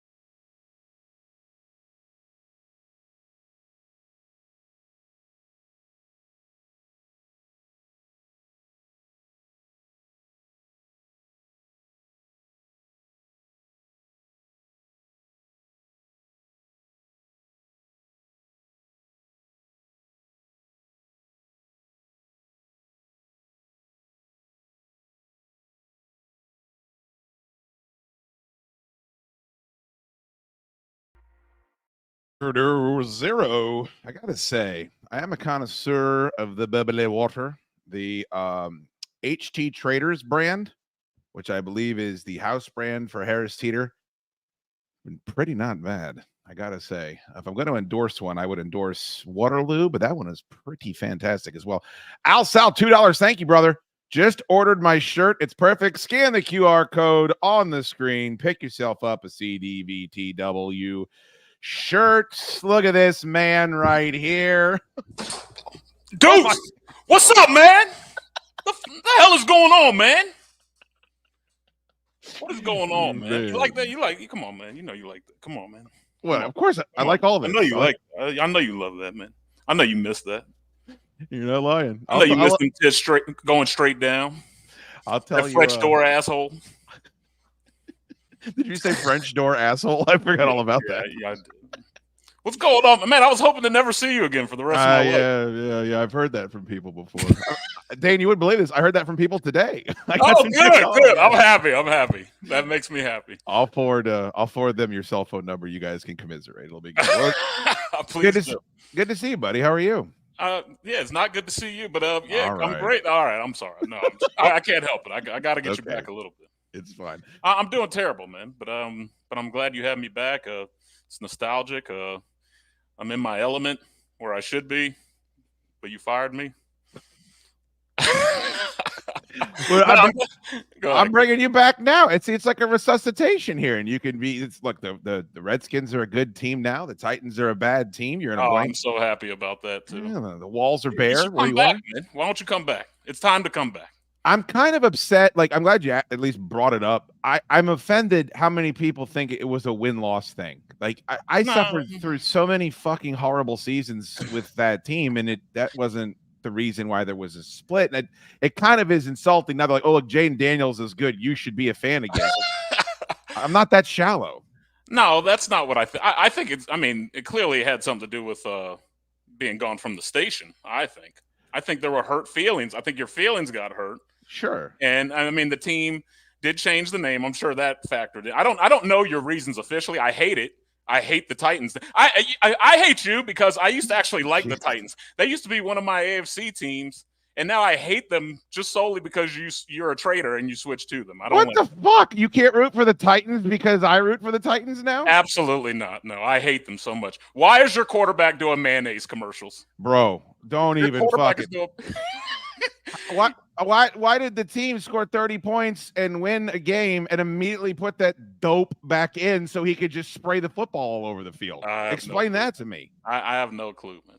I hate that team so much. All you have to look forward to is Justin Jefferson in 2031. Yeah, that's true. Dane, the best part of my week as a Titans fan is watching Derrick Henry do well for the Ravens. I mean, try to put that together. It's fucking miserable. Yeah. No, he's been amazing, man. It's awesome to see. I'm glad he left you. What do you think? If you get those football pants down, what do you think he's working with? I mean, I would have to. Not as good as me, clearly, as you just saw. No, I'm just kidding. I'm terrible. You're in New Mexico now. Yeah, I don't know.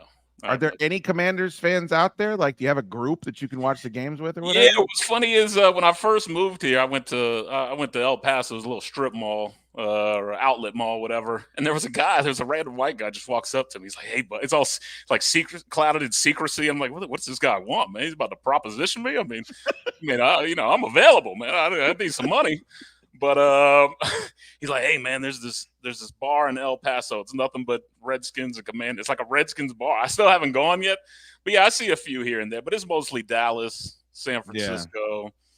God, but it's so awesome to watch them be terrible. We can still agree on that, right? Yeah, absolutely. I mean, there's nothing better than I actually pulled the clip because I thought you might want to respond to it.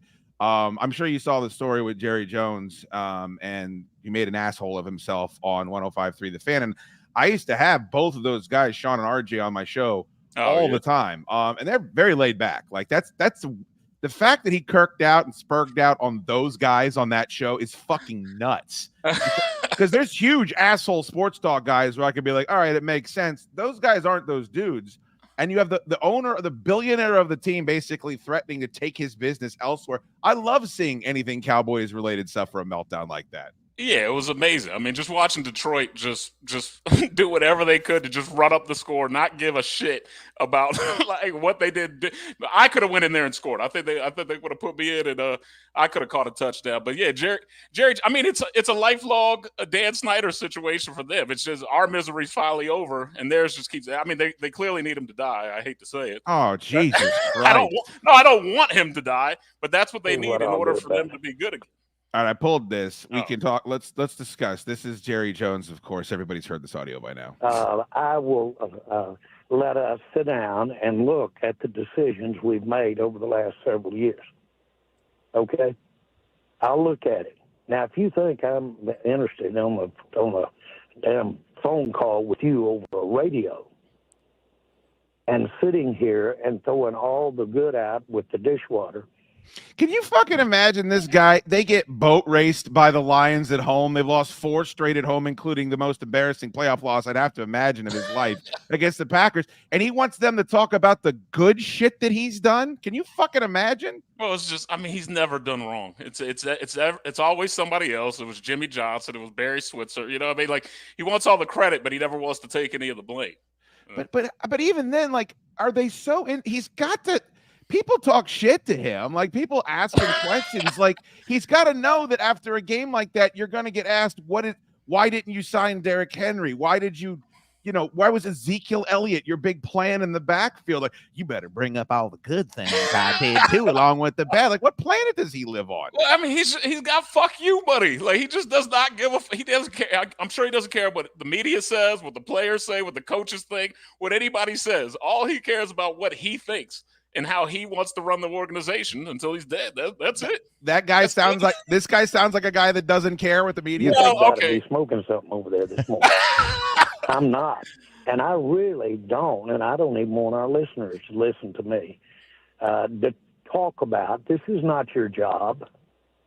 Your job isn't to let me go over all the reasons that I did something. I'm sorry that. What the fuck does that mean? It's not your job to ask me about the embarrassing loss that we just had and the lack of talent of this team. Troy Aikman came out this week, Dane, and said, CeeDee Lamb doesn't run good routes. He doesn't run his route. Like, you just gave that guy that bag, and you can't even count on him to run a button hook. What are they supposed to ask him about? Yeah, I mean, he just wants to be yes, but it was the same thing here with Larry Michael, like the official station. Like, you can't criticize the team or you're going to get punished. Yeah, I'm sure you went through that. I know the Junks went through that. Like, you're going to get punished if you're on the team station. Larry Michael's my motherfucking dude. I mean, they could catch Larry Michael on top of my mom filming that shit and putting it up on the dark web, and I wouldn't give a fuck because that guy. I would pay for it. I know that much. How's your mom doing anyway? Oh, a I'm nice sure she's lady. doing fantastic. She's a C word. All right, let's. Oh, come go. on. Oh, come on, I man. did it. That's not your job. Well, my job is to So y'all ask get why. a job, or I'll get somebody else to ask these questions, man. Can you fucking imagine? Oh, they shit their pants. I know they did. They could act like they didn't care. Well, the only good thing is that I think either Sean or RJ was on Dan Patrick. I mean, they did a babyface tour all week where people are like pumping them up and saying Jerry's an asshole. But the problem is that's good, but those people are going to disappear. Like Stephen A. Smith is not going to be around in 2 weeks when you still want Jerry Jones to come on your radio show. I guarantee they still had some underwear in the crack of the ass moment. I know that very well. Underwear in the crack of the ass. It is funny though to watch the Cowboys because when they melt down, I think. Look, if we're being honest, the Cowboys matter more than every other team. Everyone cares more. They have more fans. But the other side of selling out a 105-seat stadium and having millions of fans in Mexico and all over the fucking world is that when you shit the bed, it's that much of like no one cares that Will Levis blows dead bear, right? Like I do. No, well, you do because I love to see it happen. Yes. You want me to be hurt? That's why you care. Yes, absolutely. But when you have that level of attention, like you're gonna get it coming and going, and you gave 2 bags to 2 guys that don't seem all that interested in playing well and didn't do anything else to better your team in an off season where you claimed it was do or die. Yeah, but I mean it comes. You get the good with the bad. Like you're right. They're quote unquote America's team, and for that reason, people love to see them win. But people like me, my favorite thing outside of my favorite team, which is me first, which is my DraftKings lineup. I don't care. That's my favorite team. Then my second team is Washington. But then the very third thing is to watch the Cowboys lose. That is the joy that I get from the NFL. Outside of anything else, I would say. Do you think? I've wondered this. I think most people, I know you're being funny, but most people agree with you. I think when I listen to people at the bar talking about sports, they're not talking about their team. They're talking about their fantasy team. And they're talking about their bets. And that's all that motherfuckers care about now. Like, well, I wonder. My favorite team is me. I've gotten jaded over the years. I've realized as I've gotten older, I'm watching a sport where these men are making millions of dollars and they're playing a game that I wish I could play, and I wish I could be as successful as them. I do not care that much about the outcome of these standings. Like, I'm going to root for my team, but more so if it's going to be CD fucking Lamb who's going to get me $5,000, I care about me first, clearly. Well, but what are you going to tell most people do? You got like 35 kids. Like, are you going to raise them to be Commanders fans, or are you going to raise them to be? They don't care at all. They just want to go against anything I say. So I hate that. My youngest son, he just constantly tells me how great the Cowboys are because I told him I will kick him out the house if he becomes a fan, and absolutely I will do that. But that's all. They don't care. They don't. My first 2 don't care about sports at all, so I've disowned them. And then my third, he's more of a soccer player, but he just likes to he just wants to hate anything that I love to hurt me, just like I would have hurt you. I understand. Okay. Well, you don't want to hurt me that bad because you showed up. I said at the beginning of the show, I said I'm getting paid, I think. Hopefully. I said Dane could do the funniest thing that he's ever done if he really wants to hurt my feelings and just fucking no show and turn his phone off at 3 o'clock today. I considered it. It was on the table. I could say Dane and I used to host the Chad Duke Show Rodcast together, and one of the greatest shows you ever had. I completely agree. I think as far as laughs per 30 seconds, I don't remember doing a show that I laughed at more than that show. Good. I like to hear that. I'll tell you, who your biggest fan is Dempsey Mobius for Mobius Records. Man. I told him you were coming on. He goes, "You're fucking shitting me." I freaked out. Dude, I could have told him I booked Kevin Hart. He would not have just Dane's the funniest motherfucker I've ever met. Tell him I love him. Right.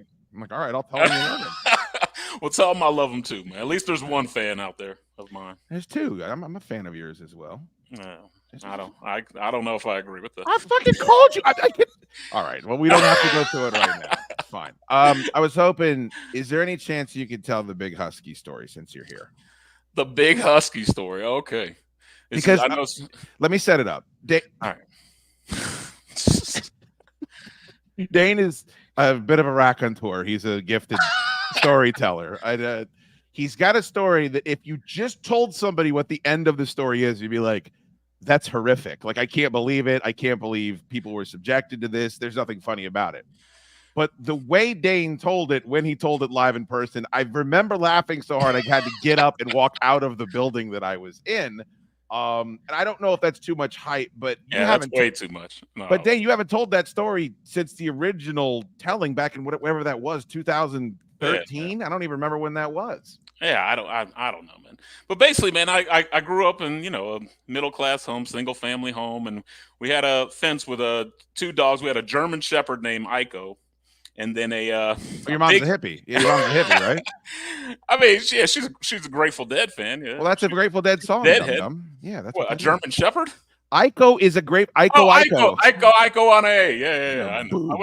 I went to the concert. I went to the Dead and Company concert with her. But anyway, yeah. So we had this fenced in fence. Well said. Well, I'm an orator. And we had the German Shepherd Iko, and then a big husky, Cassidy. And I think my mom had taken me, picked us up from school or so. It was me, my brother, my sister. We're all in the car. Sure. And the dogs had a propensity to get out the gate. So it was kind of a flimsy fence. I think it was left over from when they bought the house. They never fixed it, and sure. The dogs constantly get out. So we're pulling up to our driveway, and I'm just not paying attention or anything like that. And my mom, she just screams, "Oh my God!" or something like something to that effect. And I mean, it's like a blood curdling scream, and I'm freaking out. Like, what is going on? Are we about to die? Is there somebody with a machine gun about to shoot us? And it's a big husky. He's running through the yard with a shit-eating grin. Just the happiest I've ever seen this dog in my life. And he's just pulling around a dead cat. He's just pulling around a dead cat around the yard. Just walking. Think he's so proud of himself. My mom gets out the car and she's just running after him, and he refuses to go to her. He's just running everywhere around. She's just chasing this dog around the yard, trying to get this dead cat out the house so she doesn't have to admit to anyone that it ever happened. And eventually she does catch him. She buried the cat in the backyard. Whose cat was it? I have no clue. We don't know to this day. Do we know did Big Husky dead the cat, or did you think Big Husky just found the cat? There's no way to tell. Oh. What was What was the response from the kids though? I mean, you had to. There was pure terror. I mean, I had never seen anything like that. I mean, there's blood, dog, there's blood. It's blood soaked. I mean, he clearly should be put down. I mean, sure. It was like a murder scene. Yeah, at my house. Yeah. He was never happier than in his entire life. I don't think so. I can't imagine the fallout where she gets the cat away from Big Husky, but then you got to clean Big Husky up, right? Because I mean, if he's, there's got to be evidence. Yeah, I mean, I don't remember that part. I'm sure she did it in the backyard, the tub, or something. But I mean, it was traumatizing. Yeah. Fuck me. All right. I don't remember. I remember Big Husky being in the front yard and kind of shaking his head back and forth too. Yeah, I remember that part of the story also. Yeah, absolutely. It was Dane joins us from New Mexico. This was a commercial that I discussed on the Chad Duke show. I imagine you're a subscriber, Dane. Yeah, absolutely. Yeah, yes. Sure. It's definitely a P1. But I talked. What's that? Oh, I said I was. You were my Howard Stern. Remember? I remember you saying that, and somehow now I'm not even your Baba Booey at this point. No. This is a commercial that ran during Sunday Night Football this week, and it was early enough where I thought there's probably kids that could see this, and you're a father. I gave my thoughts on it, but I didn't know if you saw this commercial and what your reaction. With a bump in your erection might be painful, embarrassing, difficult to talk about. Did you see this ad? No, I haven't. This is my first time seeing it. Okay. Would it surprise you? You got to realize when I have football on, I'm playing NBA 2K at the same time, so I do remember. I can't absolutely pay attention to everything going on. You know what I mean? I forgot about your maneuvers, specifically yours. I'd never seen this ad, and the only reason I recognize anything in it is that I currently have a producer that has this condition and is getting this medication that they're talking about. But pay attention to this. This was during Sunday Night Football. A bend with a bump in your erection might be painful, embarrassing. I'm gonna go out on a limb, Dane, and say the word erection should not come up during a sports broadcast on cable television. Yeah, I mean, I don't know. These things are so ingrained in society at this point. Like we've had these commercials for 20 years at this point. For erection bumps, I don't remember erection that. bumps. I didn't hear Bumps. that. Oh, I thought it was just dysfunction. Bro, look at what it's showing you is the way the thing looks. Look at this. Difficult to talk about and could be Peyronie's disease or I knew a PD, guy like a that. real medical condition that urologists can diagnose and have been treating for more than 8 years with Xiaflex, the only FDA-approved non-surgical treatment for appropriate men with PD. Along with daily gentle penile stretching and straightening exercises. Gentle penile straightening exercises. That looks fun. I knew a guy like that once. What? Why did you know that he had a bend in his penis? Well, the guy was a weird dude, man. He wanted to show everybody, man. It was weird, man. Now that I didn't know it was weird at the time, but it was a weird situation. Especially since it was Thanksgiving and it was your uncle. No. Xiaflex has been proven to help gradually reduce What the bend. is this? Don't receive if the treatment area involves your urethra or if you're allergic to any of the ingredients. May cause serious side effects, including penile fracture or other serious injury. Bro, penile fracture. While the Jets are playing the Bills. Oh my god, man, this is amazing. What about the? Have you seen the AT&T one where like there's innuendo that it's like the phone is a sex toy? You haven't seen that one? No, I might have to look that up. Soroka, maybe you can find that clip. That might be not a bad thing. Dan, do you know how they? Do you know how they the penis? No, Yeah. I don't. No, I have no clue. I have no clue. All right, keep listening. During an erection and severe allergic reactions, including anaphylaxis. Seek help if you have any of these symptoms. Do not have any sexual activity during and for at least 4 weeks after each treatment cycle. 4 weeks. So you 4 get the weeks. treatment and you can't knock boots for 4 weeks. Oh my! I'd kill myself. What would be the point of living at that point? Some point you got to get off her, big man. Some point you got to do it. Sudden back pain reactions and fainting can happen after treatment. Tell your doctor if you have a bleeding condition or take blood thinners, as risk of bleeding or bruising at the treatment site is increased. Can you fuck? You know why there's a risk of bleeding and bruising, Dane? Do you know why? Why? Because they're injections. Because you have to go get a series of injections to combat Peyronie's disease. The pill they're talking about ain't a pill; it's a needle in your penis. That sounds awful. What's that? Oh, I want to know the reverse. Like, how can I get that? How can I get mine like that? That's what I want to know. You want actually to give yourself Peyronie's disease? Yeah. Why not? Maybe I got to add it to the chainsaw. Like, Forgot about the chainsaw. All right. Tell everybody about the chainsaw, please. Oh my God! Come on, man. Give us like a PG. We just said the PG version. I mean, yeah. Though I mean, wife has to be there. She got, what is Holy this? shit! Oh, yeah. I don't know. Sound like a Michael Myers was coming through that door. What the hell was that? That is Dane's commercial. Yeah. Josh found the the play commercial. automatically when uploaded. Okay. All right. Well, we'll pull it up. It's all right, Josh. Chill out. Hi, Josh. These sensitive Baltimore guys, man.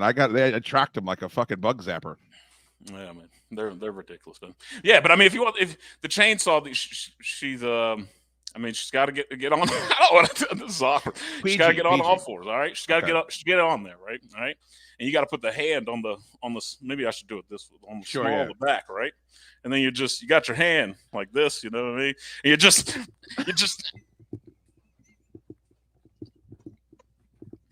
Go! Get it done! And that's it. I'm sorry. That's all. What the fuck is wrong with me, man? Why do you make me do shit like that? What? Dude, where is everybody in your house while you're doing this? I made them leave. My 19-year-old, he was here just right before this. I said, you got to get the fuck out of here so I can talk so much shit about you and just act like my real self. Finally, I can be me again. The guy that I'm pretending not to be for 5 or 6 years. Yeah, man. You got to thank my wife, though. She was the one that convinced me to do this. Oh, really? Yeah. She was all on board, man. Oh, good. I think it's just she wants me to make money some way, somehow. Yeah. That's sad that you would put it that way. Yeah. I feel bad that you put it that way. Do you actually scream, go get it done when you're doing your chainsaw? Well, maybe. I don't know. I don't know. I black out when I do it, man. I don't know what goes on with it. Is this it? Yeah. I have a surprise for you. Oh, yes, please. Feast your eyes on this. Oh, that's sexy. Feels so new. I want to feel this feeling again and again. Can I hold it? How bad do you want to hold it? I'm not gonna. What the fuck? I thought this was a little over the top, and again, I think I'm pretty liberal in my views, clearly, but I thought it was a little weird. So the kids are listening to what they think is their parents inspecting, I assume, a massive dildo. Yeah, giant dildo, please. They don't. Go ahead, press a button. Oh, it's glowing. So it's a pocket pussy then, right? Well, I think they think it's a vibrator. I think a pocket. We should do this more often. Agreed. Rekindle the feeling of love with the new iPhone 16 Pro Rekindle Max. the feeling of love. The balls. I think that's the shortened version. I feel like there's a longer one where they go in more detail. Like they keep really leaning into it. I don't mind that one as much because it's wordplay. They technically are keeping it clear. I just don't think we should be discussing genitals in an open forum during a football game. You know what I mean? Like when we used to get sick and stay home and watch like bad game shows and shit, like every commercial was for some ambulance chasing lawyer or what have you, because it was a different demographic. Like put that shit on after midnight for all the dick bump people. Yeah, I mean, I was shocked to see that. I thought it was just another erection commercial, but a bent dick commercial. I was not expecting to see that just now. So I thought it was on game. Yeah, I'm gonna figure out how to get it. I just like you said. I thought it was just another erection commercial. I'm used to that. So the guy that produces my show, you know him, I think. It's Jim Jester. I don't know if you ever. Oh yeah. He I probably shouldn't have. Baltimore's finest. I should have said his last name here. There's more people watching than normal. By the way, we have 95 new members to the YouTube channel. Thank you so much, Dane. The numbers have gone up since you got here. Buddy, absolutely. So I'm a magnet to the numbers. I bring the funny, as you know. His wife, I guess they were being intimate, and she like lurched back and she Jason Bishop back. Maybe, perhaps she didn't call me when I got fired. Haven't spoke to him in 7 years. There's a list of 3 names. You want to guess them? That you haven't heard from? That I didn't hear from at all when I got canceled. I hope drab T-shirt. No, I'm kidding. You're a dick. No, I hope so. I never heard from him. He pretended to like me for years, and then just complete. If it makes you happy, he literally. I think a couple days after you fired me, he sent me a message. Hey man, I'm gonna have to go ahead and unfollow you. I'm sorry, and that was the end. Wow. He made it sound like it was from you directly, like you ordered the unfollow. I can't remember giving out orders for people to unfollow you, but if he said that, I won't refute him. I haven't heard from him since. That was. I'm glad he puts me on the pay no mind list all the time. So I'm glad it's not just me. Well, it should be more hurtful. Sure. Which is good. All right, name the 3 people that you think did not reach out to you. Mm-hmm. Probably your producer at the time. Well, I heard from him. Oh, okay. When he was done singing and dancing. You heard from Cakes. I did. Okay. You didn't hear from JP, of course. I heard from JP. Oh, you did? I did. You already got one. You got one already. Yeah, Lurch. Okay. What about Bickle? No, he likes Bickle. I don't even know who you're talking about at this I don't want to put Bickle's business in the street, but apparently they handed him some sort of fucking insane press release that they wanted to say, or they wanted me to fucking be dragged through the street. And he said, I'm not saying this shit. This is what I was told by a third party. I have not spoken to him about it, but it was very nice. Who? Landfill? You didn't hear from Landfill? Yep. Oh, okay. Yeah. Is he still there? That makes sense. I mean, yeah, absolutely. I'm sure he wanted him. He's probably behind the scenes rooting for it. I know I was. He probably was. Thank you very much. I'm kidding. Could you just have the common decency to root for me to get fired and not blacklisted? That would have been fantastic. I didn't root for any of that. But I mean, a little bit. Maybe. Oh boy. But wait, I forget. Did that happen before? No, that was before the broadcast, right? No, after. No. It was after. Yeah, that's why I was way after. After. That's why I was so happy when I heard the news.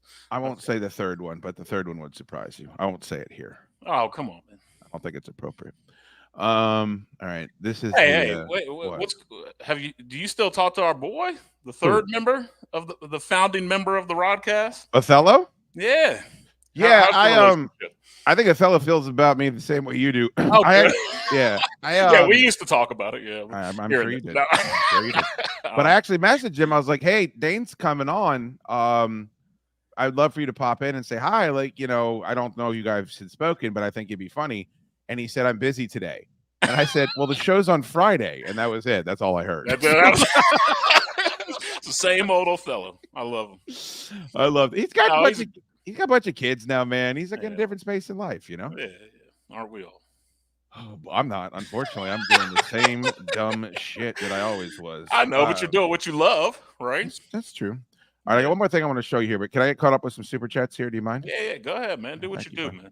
Hey, Gar, there is no better value. What's that? Go ahead. Oh, and then send me the money.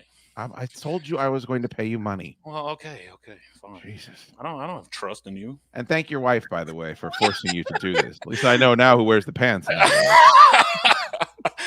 She don't wear them pants when I'm chainsawing that thing. No, she doesn't. I'm chainsawing that thing, getting to work. What are you talking about, man? You think she's looking because of my looks? Can I ask you a question? Could we put up some rice paper and then watch you? What is rice paper? You know, the thing that they ninjas build their house. You can see through it. Yeah. So you and your wife, we put the rice paper up so we can't see anything. We can just see the outline. But then we tape you doing the chainsaw so that we know exactly what it is. The problem is I'm so fat, I think I would just dwarf my... Like, you wouldn't even see her still, you know what I mean? It would just be me. It would just be me. My shadow's so big and she's so little. But, it would just be me, man. It'd be worth it. Let's come up with a dollar figure. Like the Austin Powers bit? Wasn't that Austin Powers bit? Well, there was the Naked Gun bit where Anna Nicole Smith had the broken penis. She had the Peyronie's disease. You remember that? No, I don't. But I love those movies. That was back before society decided that was the greatest thing ever if there was a woman with a penis. Hank R, $5. There's no better value in content subs the Chad Dukes Show on this www and this YouTube channel. What does www mean? The easiest bill World Wide Web, maybe? Oh, okay. Yeah, there you That's go. it. Glad you're here, Dave. No, I'm not. Michael Capetta, $5. Eaters of the Dead is the book of the 13th Warrior. Best book I've ever read. Haven't seen the movie. It is a great book, written by the same gentleman that wrote Jurassic Park, if you can believe it. Thank you, Michael. $50 super chat. TJ Evans, this is fantastic. Happy Friday. Certainly is, my friend. Thank you so much for that level of generosity. Dane's already counting numbers. Remember, I'm on a what was it? Incentive plan or something. Incentivized. Pay to play. Yeah. Oh yeah, if we win the AFC Championship game, you get a big old bonus. Yeah. Our performance-based contract. That's what we agreed on. Remember? Yeah. Cool story, bros. $9.99. Steve's dead eyes and delivery made my day. That's what I call a commercial. Who's he talking about? Oh, the commercial break we played right before you came on. Okay, I get that. Yeah, I was running commercials, Dan. You know this is professional. Oh yeah. I saw the Rev. He was very funny. Very funny man.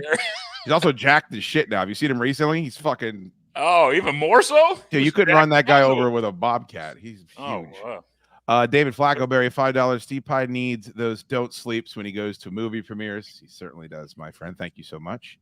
Enoch, I wasn't ready for all of that. Dane A. Man. Oh, my God. Fuck that guy. I hate Enoch. You hate Enoch? Oh, he was just always trying to sabotage me. Always. What? He loved the show. What are you talking about? No, he wanted my spot. That's what it was all about. He wanted my spot, and he couldn't get it. Enoch was terrified to speak into the microphone. I guarantee he didn't want your spot. I liked him overall. I just felt like he was always undercutting me, trying to talk shit. Now, here's what happened. It's like when two hot chicks are around. If there's two giant black guys around, they always are like positioning it. No, man. Worry about that. What do you mean, man? I didn't worry about Kevin Smith. I never worried about Kevin Smith. You're taking a shot at Kevin Smith. No, I love Kevin Smith. That's my dude. But I just, Kevin Smith supported. Enoch was always trying to break us up. I'm telling you, Enoch loved the Rodcast. It was complimentary of you. It has been, by the way, since. Oh, good. Well, I apologize, Enoch. Let's set that fight up still. Probably make that happen. Nah, I'm kidding. Nah. Look at this one, Dave. Why don't you read this one? My man, this dude's been nice, man. He's reached out to me on Twitter a few times, and I appreciate him. He gave you the welcomer back. Welcome her back. Yeah. Thank you, DC. Thank you.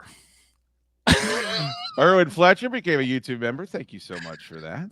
Bobby Double L, $5. Dane's chainsaw story during the broadcast was amazing. Well, I hope it was at least somewhat amazing just now. I gotta say, man, this is like watching you do it now is like watching a band that recorded a song when they were 19 and then they've had an entire career and production values. Like I feel like that was the best rendition of the chainsaw story. Oh yeah.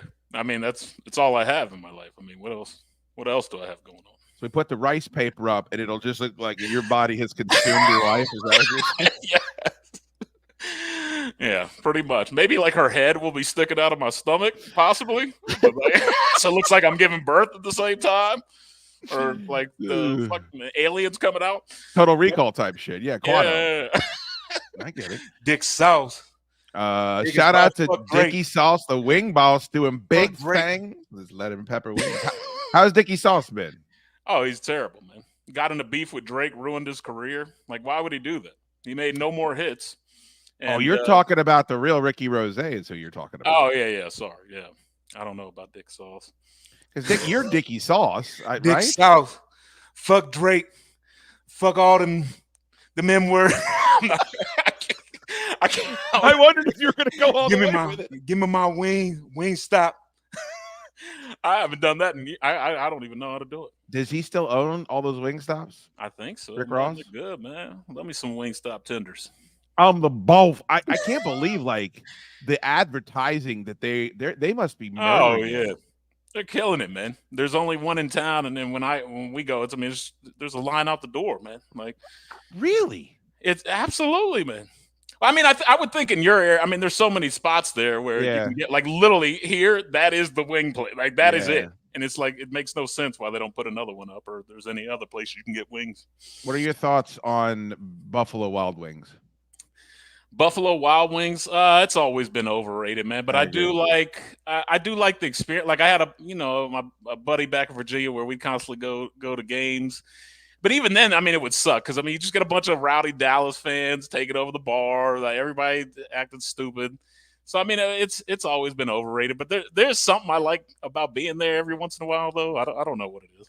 My favorite part of eating wings with you is you told me that lemon pepper. You were talking about lemon pepper wings, and I had like a fucking traditional Caucasian white brother had never fucking heard.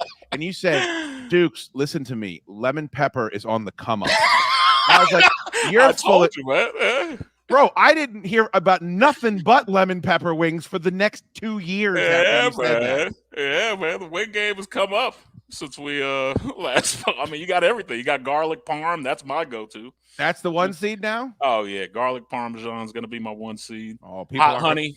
People aren't going to like it. I mean, they really like.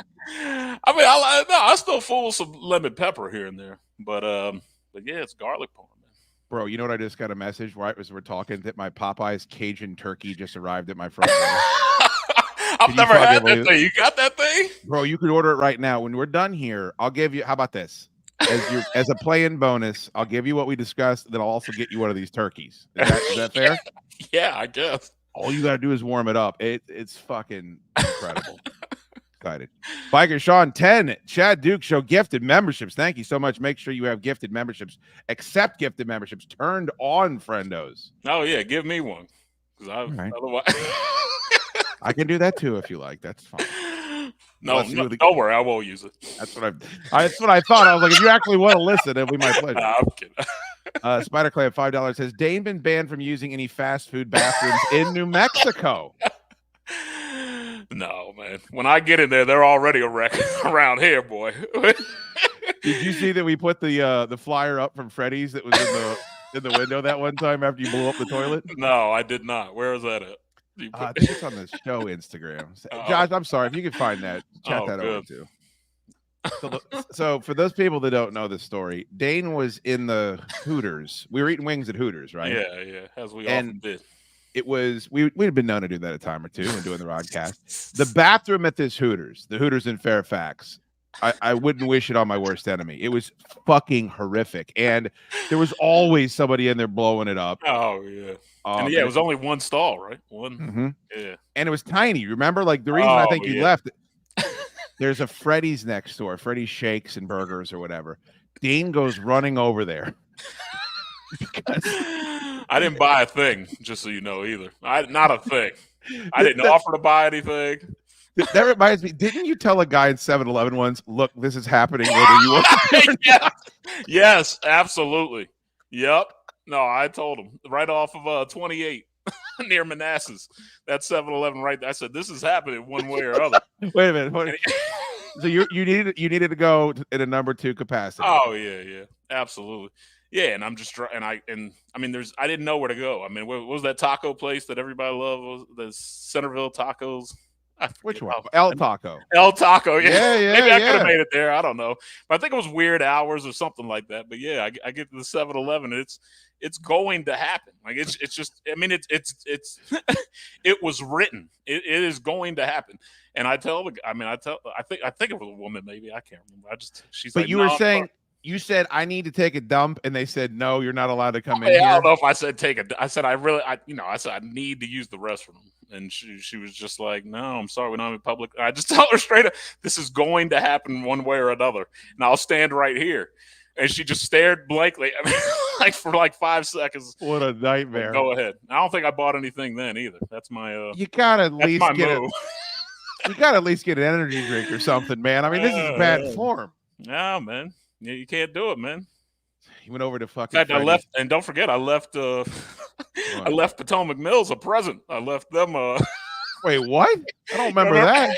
Yes, you do. Remember? I think I told this story. Leaving the boxers in the trash. Oh, I forgot about the Potomac Mills Mall. Yeah, man. I had to leave them, man. I had to leave them in the corner, man. I didn't know what to do. You don't think adjusting the diet at some point was necessary if this is happening this many times? Yeah, I had a diet original chicken sandwich from Burger King an hour ago. Yeah, man. Been adjusting the diet well. I forgot about that. My favorite part of the Freddy's, though, if you recall, you went in and they were trying to close up. Like they were mopping the floor. Yeah. And you forced your way into the bathroom. And then the next day, they had put a picture of you up in the window that said, do not admit this man into the bathroom. I'm sure, yeah. I'm sure they did that, yes. They did do it. So that fucking listener grabbed it for us. You don't remember that? Well, then it was a listener who put it up. I mean, you think the Freddy staff did that? There was more than one. You probably still are banned there. Hopefully. Look at this. This is $100 super chat, Nate. Oh, man. Dane, need that rice paper chainsaw scene, man, please. I completely agree, Mike. Please, Dane, we have to make this happen. Yeah, I mean, anything's possible. You send that 100 my way, Mike, you get whatever you want. Well, name your price. We got to do rice. I don't. Now, listen, here's what I'm offering. We'll tape it. We won't do it live, so you can look at it beforehand to make sure that there's nothing that you don't approve of. Or then we'll just do like a, Joe Buck, Troy Aikman play-by-play analysis of what's going on. Only if it's ESPN Joe Buck. He's been great the past couple of years. I like Joe Buck. I don't know what everybody's fucking problem is. Yeah. I've never understood that either. I mean, we could talk. We could talk. All right. I'll text you later, and you can send me straight to voicemail. Yes, I can't wait for that. Don'tSleepEnergy.com. Please use the Dukes promo code. Mike, thank you so much. You're being far too generous. And also, we'll be back later on tonight, so save some of these super chats, please. Really appreciate that.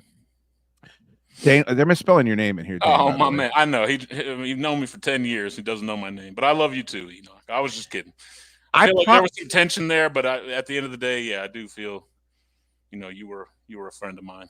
I know you don't trust everything I say, but what I'm telling you is Enoch has told me on multiple occasions how funny the Rodcast was, specifically how funny you were. Oh, yeah. I mean, he's right. I mean, yeah, that was Modest, the best iteration of that show. And look, I got another $5 just because he misspelled your name.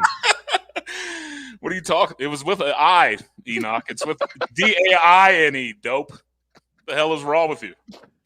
Oh, man. Patrick Hall, $4.99. Thank you, brother. What a great afternoon seeing Dane and Chad. Hall, I remember that. Thanks, yeah, that's a good dude, too. Man. They came out to the suck. And Spider Clamp, I forgot to even acknowledge. I mean, this man gave me my first job out of high school. I forgot about that. Yeah. Not my first one, but yeah, I went and did tile with him or something like that for like 3 days. Got me paid for like a week. Oh, my God. A lot of people are very familiar with the 7-Eleven that you shit in, and they're commenting on it. I missed that place. So maybe we should hold a meeting there. Can you? We don't have unlimited time, Dan. I need you to tell the story about how you fired all of Tor's friends. You got to tell the story. There's no. I don't know. Please. I did not fire all of Tor's friends. He's operating under the assumption that that's exactly what you did. That's not what happened. Well, first off, it was just a huge surprise that Tor's friends even worked with me or whatever. I guess somehow they found out that it was some random guy one day. We were in a meeting after work. He's just like, "Hey man, do you know Chad?" I'm like, "Yeah." He's like, "Do you know he has his co-host Tor or producer Tor? I live with him, man. Like, yeah, it's amazing. I can't believe this. Like, you're a celebrity." I'm like, "No, what are you talking about, man? Like, nobody cares about any of this. Nobody cares about anything." But no, it was like he had a bunch of roommates that we were all they started off as like business development reps, like kind of like a tier lower than me, but then they all moved up to small to medium business. And no, I did not fire them. We all got put in a room. Dude, we all got fired the same day. I got fired with them. Tor was my producer, and he's moved on to bigger, better things. Everybody does that produces my shows. And he came to me and he goes, "Dude, Dane is my roommate's boss, and Dane fired all of them on the same day." And I was like, "What?" No, man. I mean, I was the senior member on the team. Yeah, I was like the original rep below. I was not their manager. There it is. There's the flyer. What the heck? I can't believe you still have that. What is wrong with you? Do not admit this, man. See, if they were being serious, they wouldn't have that. No, actually, that's pretty accurate. I probably would have a burger in my mouth. Dude, look at the Ghostbusters signs over the people sitting on the toilets at the bottom corners. So those flyers, the day after, they're all over Fairfax. Yeah, all over the place, man. I want to call that Freddy's and ask if they remember you. I really do at this point. I don't know, but where did they get a picture of you eating a burger to put you up there on that Freddy's sign? It's probably a bit I did for the show. The one time I did it 2 hours before the event. Sure, absolutely. Enoch again, $10. Man, hearing these Dane stories, I love it. I take all the goodwill I said back. Dane is a menace to Northern Virginia. A menance. Did you say menance? Send one message without a typo, you dope. Oh, stop it. Just one. Does Josh realize he's Googling as we're on the show? I'm just kidding. I love you, Enoch. Thank you, tell what's his name? What was his name? Leo? Was that his friend? Drab friend? Leo Lanise. Yeah. He was a dick too. Fuck that guy. Oh my God. No, I'm kidding. I liked him too. He was just always starting shit. No, I'm just kidding. I liked him. You're setting fire to a lot of relationships here tonight. What does it matter? I'm not there. They don't. I'm halfway across the country. It's a hellhole. If you're not here, then it doesn't matter. Pretty much, yeah. That's how I look at it. Yeah. Well, it's a full hour, brother. We should do this. Has it? Yeah, we should do this again sometime, man. Hey, listen, man. I might have a lot of free time soon. It might be a. Oh Lord, I don't know. Do I want to ask? If anybody needs a remote sales rep, I'm looking to sell shit for you. There you go. How do they get a hold of you? Like Instagram or? Oh God, yeah. How about Big Dane playing? What did I switch my? Big Dane ain't playing because you can't be Big Dane a man anymore because that was the rock. Yeah, I had to disassociate. You got to get rid of that. That would be ridiculous. All right, so Big Dane ain't playing. Yeah, just if you can help Dane out, No, I mean, I'm good. I'm looking around. You know what I mean? Like, listen, but I might have some more time on my hands. So yeah, if you need me, man, I may be here for you. Text me your Venmo, and I'll take care of you, and then we'll also get you set up with a turkey. All right. Sounds awesome, man. All right, man. Great stuff. Seriously, great segment. Really appreciate the energy. Thank you for having me, man. I really appreciate it. I joke a little bit. It is good seeing you somewhat. It's good seeing you too, and I stand by it. I always said you're one of the funniest guys I've ever met. So that is right. I agree. Well. Okay. Kick rocks later, motherfucker. He's a ball breaker, isn't he? Breaking my fucking balls. Good to see Dane. Really appreciate Dane coming on the show. I said I could do the whole goddamn show with him. Send him a message. I think he's Big Dane ain't playing on IG and on X. All right. Gonna go piss And then when we come back, for all of you that missed Crossing the Streams, the great Eric Davis will join us on the program, and then the Fortress Film Society as well. Are you guys getting your shirts? Go get your shirts. Why do I keep putting up this chat bit? CDVTW, we get to 100 shirts, and we'll do this again. There is a UPC code above my dumb head.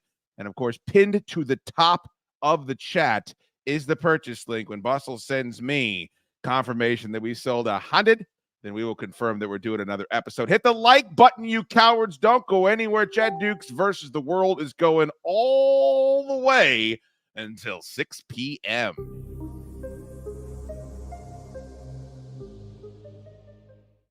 Hi there, it's Money Monk from Money Monk Fishing Charters. When I'm not slaying Striper and misplacing my wallet, I'm listening to The Chad Dukes Show.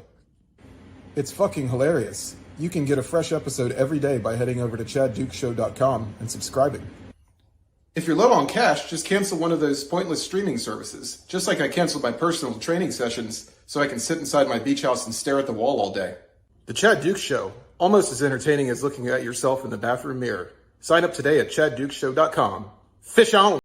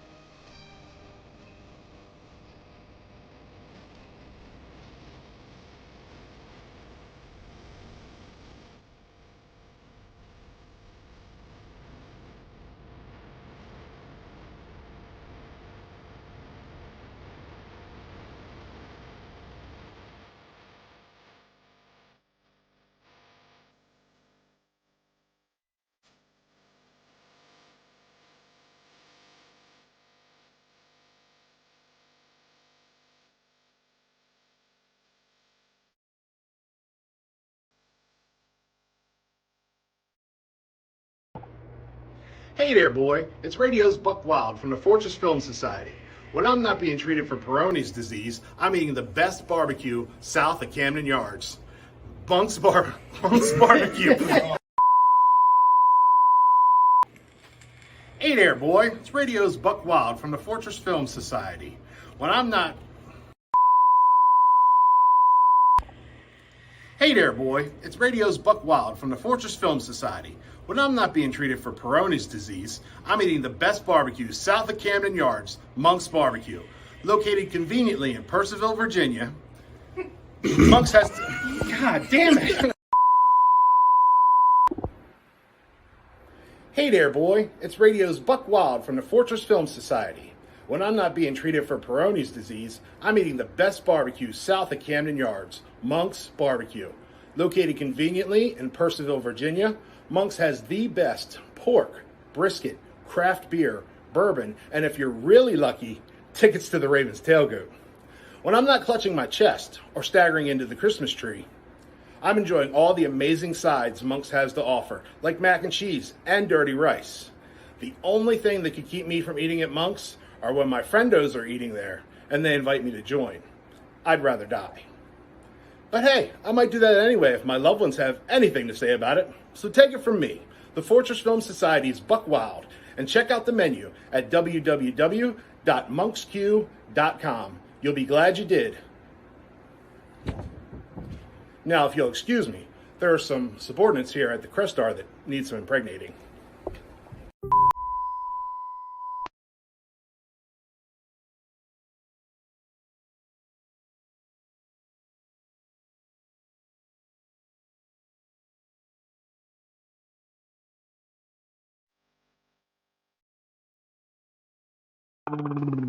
Oh boy, what is all that? There's the gentleman and the scholar, my guy Eric Davis from Fandango, all kinds of places, and he joins us on Chad Dukes versus the World. First time I've done this particular show, Eric, in 1,449 days, and I'd have to assume you were on that last episode because there was an area crossing the streams that we did that you weren't a part of. So thank you very much for coming back and being here today. Of course. I feel like this is the first time I've looked at you. I don't know. I feel like we've always been on the phone. This is cool. Well, usually people don't say that when they're finally laying eyes on me, but I do appreciate it. Very kind of you. Good to see you as well. So much I want to talk with you about, but as you know, I'm a big horror guy, and I feel like we're kind of in a golden age right now. The Terrifier movie out of nowhere is kicking ass. Long Legs, we talked about that on the Chad Duke show. And the Smile 2 Tomatoes score is awesome. It's great, and I enjoyed the first one of that. What are expectations for that movie, and why do we think horror movies are kind of having such a renaissance in the theater right now? Yeah, and it's horror sequels too. I actually just tweeted out a little while ago. I don't remember the last time we've had 2 horror sequels open on back-to-back weekends and both be certified fresh at Rotten Tomatoes. So good stuff coming out now, and it's good for horror sequels because I think we have like 7 horror sequels coming out next year. There's like a bunch of them coming out next year. But Smile 2, I think I like the guy Parker Finn who directed it, and it's really smart. And he told us this too. He's like, look, I'm not going to just make a by the book sequel to Smile just because the first one did well, and we're just going to do the same thing again. And so I think what he's crafted as a sequel that, yes, is familiar in certain aspects if you've seen the first Smile, but it goes just in unexpected directions, and it's really scary, and he does a really good job when it comes to the intensity of the film. It revolves around a pop star this time, and so it's a completely different approach that the first film took. And audience, so far critics are loving it. I think audiences are going to really appreciate it too. 2 things, and I don't want you to spoil anything, but there wasn't enough smiling in the first Smile for me. Is there more smiling in this movie? There's definitely a bunch of smiling. You're going to get your smiles in.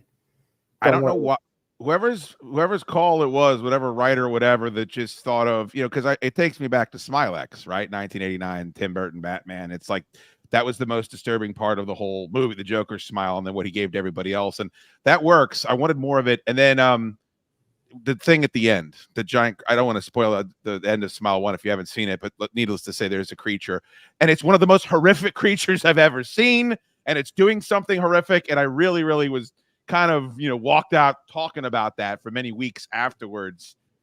Are we on par with that maybe for this one too? It opens today, so I definitely don't want to go there. Right, but enough. I would say, look, I would go in, expecting a different experience than the first film, which I think is what's unique about it and why I think critics really embraced it. Talk to me about, this has been a good year. Is it a good year for the theater? I feel like Alien Romulus was a big success. Beetlejuice did better than I thought that it would. And Deadpool Wolverine is shattering all-time records, not just 2024 records. Like, we back? Like, are we back? Like, what does this mean for the impact on the theater experience? I feel like every time a movie opens up really big, people are like, all right, we're back now. We've been saying that over and over again. And I think the box office is always going to take have its peaks and valleys. There's always going to be, maybe a few weeks where there's not some big, box office juggernaut, and then there will be one. And so I think what we're seeing is that audiences are showing up to the films that they really want to see, that feel appealing to them, that feel, familiar maybe in some cases, that feel different in other cases. I think marketing campaigns are really important. I think word of mouth and Rotten Tomatoes is more important than ever, just because there's so much out there that we can watch. Every day somebody's turning to me and be like, I don't even know what to watch. There's just everything. I got all the streamers. I don't even know what to watch. So I just feel like in a case that there's so much to watch, hearing somebody recommend something, whether it's your neighbor or whether it's Rotten Tomatoes, I think is more important than it's ever been. And so I think we're in a good place. I think if you're someone who loves entertainment, if you love movies and television, you have to be happy because, there's more than we've ever had. Whether you want to stay home, whether you want to go to the theater, you have options. Right now, even in theaters, it's not like there's one movie out to go see. There's several. There's horror. There's a romantic dramedy. There's a couple of really brilliant animated films that are out right now. And so there's still a little something for everyone at the theater, which I think is a good thing. And I hope that continues. And then there's definitely something for everyone if you're watching at home. Yeah, and I enjoy having stuff beamed in my house. I'm not going to pretend like I don't, but I'm not invested in that. I'm invested in going to movies. I'd mentioned when we were talking about, what we discussed today, I'd mentioned the Penguin. Have you had a chance to watch the episode so far? Yeah, I've actually seen the whole season. Oh, you have, of course. So I have to be careful in terms of how much I talk because I've seen the whole thing. But yeah, I dug it. I dug it a lot. I forgot what a big time individual you are. I apologize. I did not like the Batman. I didn't like the tone. I didn't like some of the decisions they made. It made $1 billion. Doesn't matter. But I really like the way they started off the Penguin. And I'm curious, is this supplementing big time movie, whatever you want to call it, cinematic universes or whatever with television? I think the jury is still very much out on that. And the Marvel's had some hit or misses, Star Wars, and some are very popular, some are not. But it does feel like at times that I don't know if you read comic books. I read comic books growing up, and when you would do crossovers with a major event, you didn't have to read every single Fantastic Four Infinity Gauntlet book to understand the Infinity Gauntlet, because you could just read the books and you could supplement your enjoyment. And I think one of the ways where Marvel's kind of gone off the beaten path is that there's a lot of homework, man. If you wanted to go see the Marvels, you need to know this character from this show and this character from this show. And I don't know, maybe everybody watches those shows, maybe they can't. I feel like the Penguin, the reason maybe why it's having success is not only because Colin Farrell is just unbelievable as his character, you can barely recognize him, but it's its own thing. And it doesn't sound like you're going to need to see the Penguin to go see Joker or go see Batman or whatever. Would you agree with me that they should view these television shows more supplemental than you also have to watch this before you watch the next movie? Yeah, I think it's about finding that balance, because I do think that there are a lot of fans that are into that they want to sort of see the film handed off to the TV show, see the TV show handed off to a video game, see the video game handed back over to a movie. I think there are a lot of fans that like that journey. They like remaining invested in a narrative that takes them across various mediums. And I think that's cool. I think if you can do it successfully, the more power to you, because I think that's awesome to have that experience. But I also agree that you don't want a casual TV watcher or a movie watcher to feel like they have to go do this homework and watch X amount of things, or have read the novel, or have played the video game in order to understand this story arc or why this character is important. And I agree. I think the Penguin does a good job of sort of, showing that it's part of this kind of Gotham universe. And there are definitely Easter eggs in there for people who watch the Batman, who remember that movie, also know some of the DC lore. But then it's also, I think, in the way like The Sopranos, because a lot of people compare it to that, is where it's just like you can kind of sit down and watch it as like a mob story, as a guy that's sort of trying to move his way up to up the ladder, and he's playing chess with all of these different crime families in order to figure out a way to get through. And so I think that there's so many elements of this show that are interesting, and all of those elements, come together to attract various audiences. Because I think there's a lot of people watching the Penguin that probably didn't see the Batman and probably aren't big comic book fans, but just love the way that the story is unfolding. I'd agree, and I think it also helps with casual viewers. Like I still have when you dabble. I've told you this when you're on the show. When you dabble with sports talk, like I would do a segment where we talked about movies and video games and television shows every week. And why are you doing that? Like I'm not interested in that. The Penguin is just a crime show. Like if the names were changed, I think that's why the Nolan Batman movies did so well. Is that people that aren't necessarily as into the fantastical elements and all the crossover stuff, it's still just a crime movie. The Batman just happens to be inside of it. And I think the Penguin's doing a really good job of that, where if you are a more casual consumer of entertainment, you can just park yourself in front of that and be like, oh, this is like The Shield. This is like, I won't say it's like, Chicago Fire or whatever, something that would be on normal television. But I think that's probably where it's excelling and finding a different audience as well. Yeah, and I also look at shows like Game of Thrones. Like we're sort of in this era of those shows being popular in terms of shows where people are playing these games of, leadership chess, and, Right. they want to take over. And in order to take over, you need to screw over this person. But that's going to open up this can of worms. And, I think that people are we're in this sort of era of that kind of storytelling. And so the Penguin kind of slides in there naturally for fans of HBO's work. And for fans of Gotham and of the Batman stories. And, I love that the show maintains sort of the essence of this character. I think of the Penguin, I always think of Danny DeVito, because that's just the Penguin I grew up with.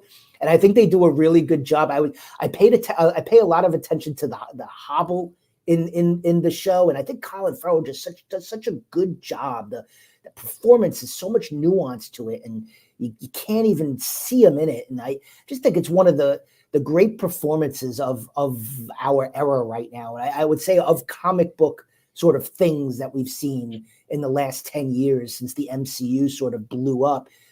This has got to be one of the all-time great performances. He's just so good, and you can't take your eyes off of him. And I think and Kristen Milioti as well.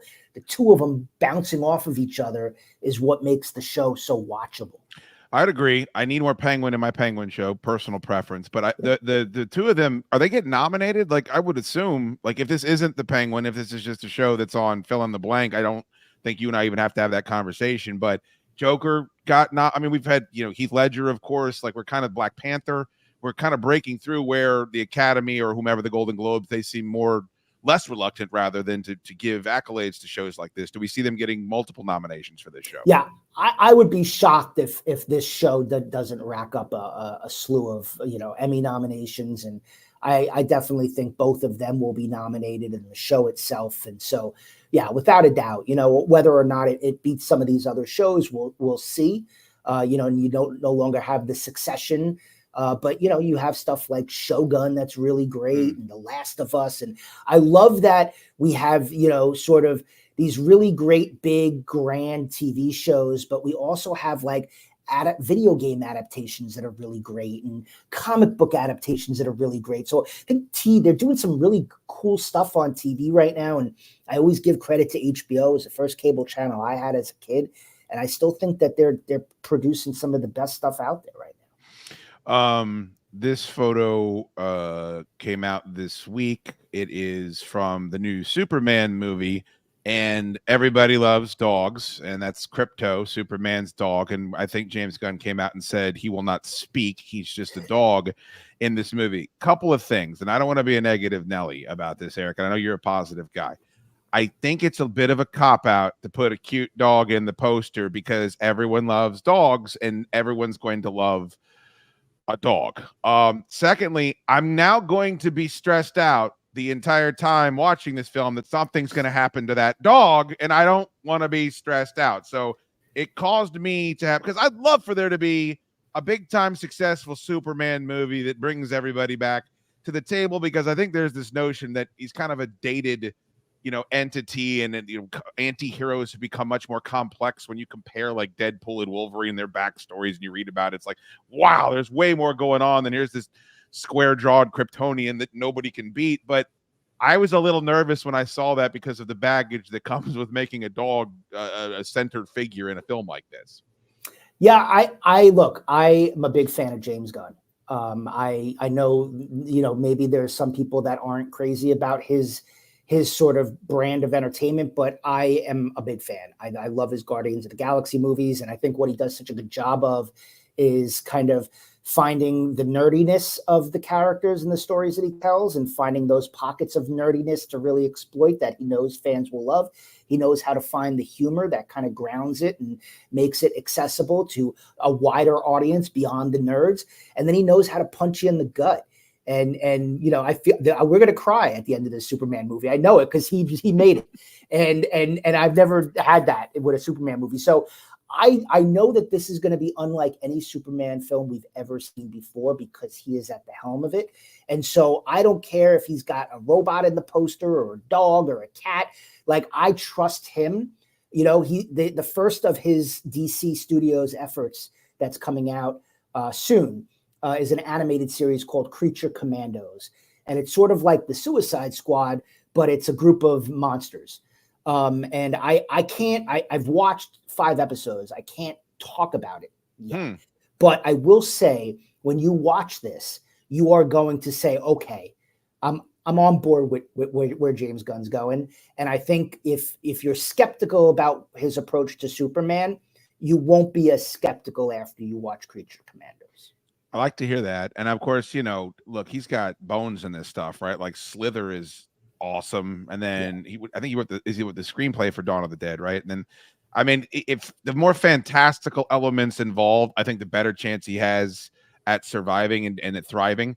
Problem is, though, Eric, no one can get this right. No one's gotten this right. Like, Marvel got this right, and then maybe Fast and the Furious, but they're still not pushing for it. Just the cinematic universe. I just hope that he's going to kind of tackle it differently than we've seen thus far, because it was an amazing 10 years, and there's still meat on that bone. Anyone that says otherwise is foolish. But I think we've kind of learned now that we're just going to do a Transformers cinematic universe or a Universal No, you ain't. No, you ain't. And so he's a smart guy, and I hope he kind of sticks to what his strengths are, like what you just described, as opposed to having some studio head saying we've got to have the same success that Marvel had, up into Infinity War and Endgame.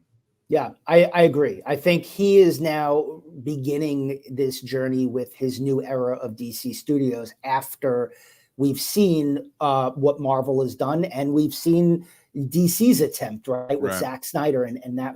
So he really has a lot of other things that have happened in the past that he can learn from, and he made 3 very successful films for Marvel Studios. So I'm very curious to see how he's taken all of those learnings and applied it to his approach now moving forward into this next era for DC. And I'll also say, as much as I love him and I love the way he writes and his tone, I hope that not every one of those projects that he works on has that exact same I agree. tone. I hope that, he finds filmmakers that have other visions, that want to kind of make films in a different kind of genre, but still have the DC characters. So this way there's a variety that is coming, that he's implementing into his plan. So I'm curious to see, but of what I have seen and what I know of what's to come, I'm excited about DC. I think more excited about DC than I've been in a while. Maybe more excited about DC than I am for Marvel, but we'll see. I think that's fair. Marvel's doing a lot of the same stuff, and DC at least feels fresh and different with the direction they're heading. It's at Eric Davis on X. Definitely give him a follow. 2 more for you. I don't want to keep you here for the rest of your life. The Joker movie. The first one made $1 billion. It gets nominated left and right. They book Lady Gaga, she's a fantastic performer, and I think she's a very good actress also. There was it's a musical, it's not a musical kerfuffle. Then I feel like the Arthur character really was at a different point at the end of the original Joker movie, and then he regressed quite a bit in this film. And I think maybe audiences are aware of that, but it's still, I mean, bomb is such a harsh word, but it did not do expectations, and people lose their jobs and this type of figures I'm seeing. What happened? Why didn't this movie resonate the way the first one did? I think the worst thing that happened to the second movie is the first movie, to be honest with you. Because now, when you have this movie that takes a lot of swings and does stuff with this Joker character that we haven't seen before, and it's got this great score, and it just feels so different than anything else that's being made in the kind of comic book genre. I think that's why people really loved the first Joker, and Joaquin Phoenix does a terrific job. And so the expectations that were placed on this second film, I think were expectations that were built off the success of the first film. And that first film did not have those kinds of expectations. And so I think people kind of came into this saying, all right, this has got to now wow us again and be an Oscar contender and be $1 billion money maker. And that's a lot of expectation to put on a film that, when its predecessor did not have any of that and had the luxury of not having any of that. And that's why I think it was so successful. And so, I actually think the approach that they took was wild, and it was a big swing like the first one, and it was very different. But I think that the audience that was so endeared to that first film, because this second one definitely takes those left turns and is very different from the first film, I think the audience just wasn't on board for that. And it's interesting because we talked about Smile 2 being a sequel that does different things and does unexpected things than the predecessor. And I think Joker 2 also unexpected things, music and all of that stuff. So I think it had the right idea of terms of like, we're going to turn this thing on its head, and everything they think they expect, we're not going to give to them. I think that, without the success of that first film, maybe if this was the first film, maybe it's a different story that we're talking about. But I think so many people had expectations of this film, and because it was so different and unexpected, I think that turned some people off. A couple things to your point. One is, I think you're spot on, but also King of Comedy, Taxi Driver, kind of the bedrock for the first one. I'm very familiar with those. Yeah. So familiarity, you're going to be drawn to something. If you're like that Batman movie we're talking about, there's a lot of 7 in that movie, and there's times like, this feels familiar, I like this. It's like, oh, because I like this movie, that can work for you. I think Empire Strikes Back vibe very different from A New Hope. Aliens is a completely different phylum of movie. It's an action movie as opposed to kind of a patient horror movie. Godfather 2, I mean, just at the end of odious Michael is at the beginning, when you get the first one, you're like rooting for him, his ascension, and then it ends so much. I don't know. I feel like I enjoy more of the same. I love Ghostbusters 2. I'll stand for that movie. I apologize for that movie my whole life because it's just more of what I loved about the first one. Maybe not as good, but it's more. But I think you're right. I think I would rather. I love AC/DC, but every single AC/DC record sounds exactly like AC/DC. I like it when bands and movies kind of push themselves into someplace uncomfortable, but I guess that sounds like that's a double-edged sword here. Yeah, and I think also too, I love Lady Gaga. I think Lady Gaga and Joaquin Phoenix, I think, are tremendous performers who really put everything into a role. And I also think Phoenix is still really great in the second part as Arthur Fleck. But I think, making her Harley Quinn, even though they kind of changed the name a little bit, use Joker, and people we've seen Harley Quinn in a bunch of films with Margot Robbie and Joker. And I feel like people kind of think of Joker and Harley Quinn in a certain way. And when it's them just kind of doing musical numbers, I think that's going to turn off sort of the fanboys in the audience that want to see, Batman show up or something like that. And then I think it's going to confuse maybe others in terms of, well, what kind of film is this supposed to be? So, I think it took some swings and it missed. I personally, wasn't a fan of them making a sequel. I have a theory that he dies in the first film when he locks himself in the refrigerator, and the rest of the film is a fever dream of wish fulfillment of what he wanted to happen that didn't happen. And that's kind of that was my takeaway of the first film, and that's what I love about the first film, is that it's open to that kind of interpretation. And so the existence of this sequel, kind of denies that interpretation from me. And I think I know why they made it. I think the first one made over $1 billion. You kind of have to make one. But I think they probably, if they can go back and do it again, maybe they would have taken a different approach. But I still think it's worth seeing, and I'm going to watch it again as well when it comes at home. Did you watch the trailer for Stephen C. Miller's Werewolves? I did, because you asked me if I had watched it, and I hadn't watched it yet, but I did watch it. And I dig it. It kind of is, I'm surprised this kind of film hasn't existed yet, because it kind of feels like they took the zombie movie and said, why don't we just do it with werewolves? Right? I'm into it. I think it kind of looks cool.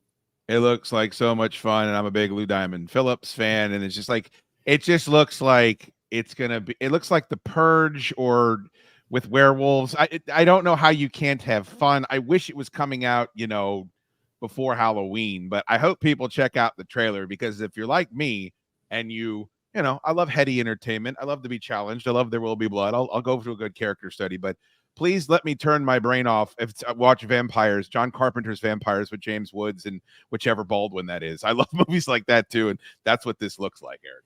Yeah, it looks like a good time, and I like Frank Grillo. I think he's fun. He's actually is a new part of this DC universe as well. He plays Rick Flag Sr. He's in Creature Commandos, and I like Grillo. I think you can kind of put him in any kind of situation, and he's that just gruff, kind of rough around the edges kind of guy that you can kind of insert into a whole bunch of movies. So I think it looks cool. It's funny, we're going to hit where I feel like we're coming out of the witch era and we're going into our wolf era. They just released a new trailer for the Wolfman, which comes out in January. So we're going to kind of get back to back Wolf Man movies. I've been delving back into the Universal monster movies, and those first 3 Frankenstein movies are so great. And you're right, it's endless vampires. I feel like, please, let's have a creature from the Black Lagoon. Let's figure out a way to make the Mummy relevant. And they were so close with Russell Crowe being the Nick Fury of that whole universe, and then it kind of fell apart as things do. It is at Eric Davis, and of course, Rotten Tomatoes for all the stuff we're talking about. Fandango.com. You saw our mensch. Thank you so much for the time today. Greatly appreciate you. Of course, Dukes. Have a good weekend, man. It's my guy. Would not be Chad Dukes versus the world without Eric Davis making an appearance on the program. What a fucking dude that guy is. He's all man, baby. Thank you to him for coming on. Hit the like button, you cowards. Don't think I didn't forget. Are we at 250 likes yet? I've already done 2 hours and 32 minutes of radio here. If we're not at 250 likes, I'm pulling the cord on this mother grabber right as we speak. And I ain't threatening you or nothing.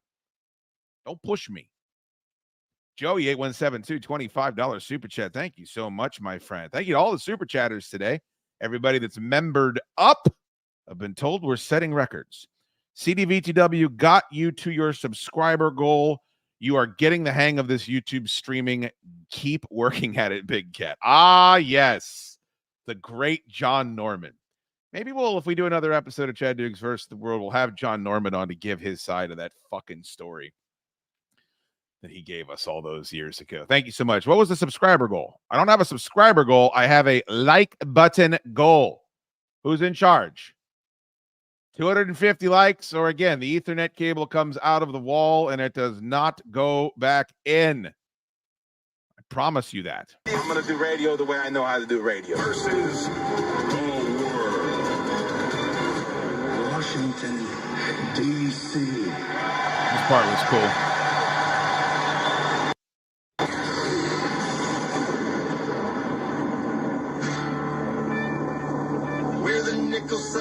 That's pretty badass, man. Even though they actually had the host of the show saying, I have no idea, and oh, that's Dukes at the beginning of the show. Still a better entrance. That's an Undertaker worthy entrance right there. I don't see the tube, but that doesn't surprise me. I do see my buddy Loud Goat. Good to see afternoon. Loud Goat.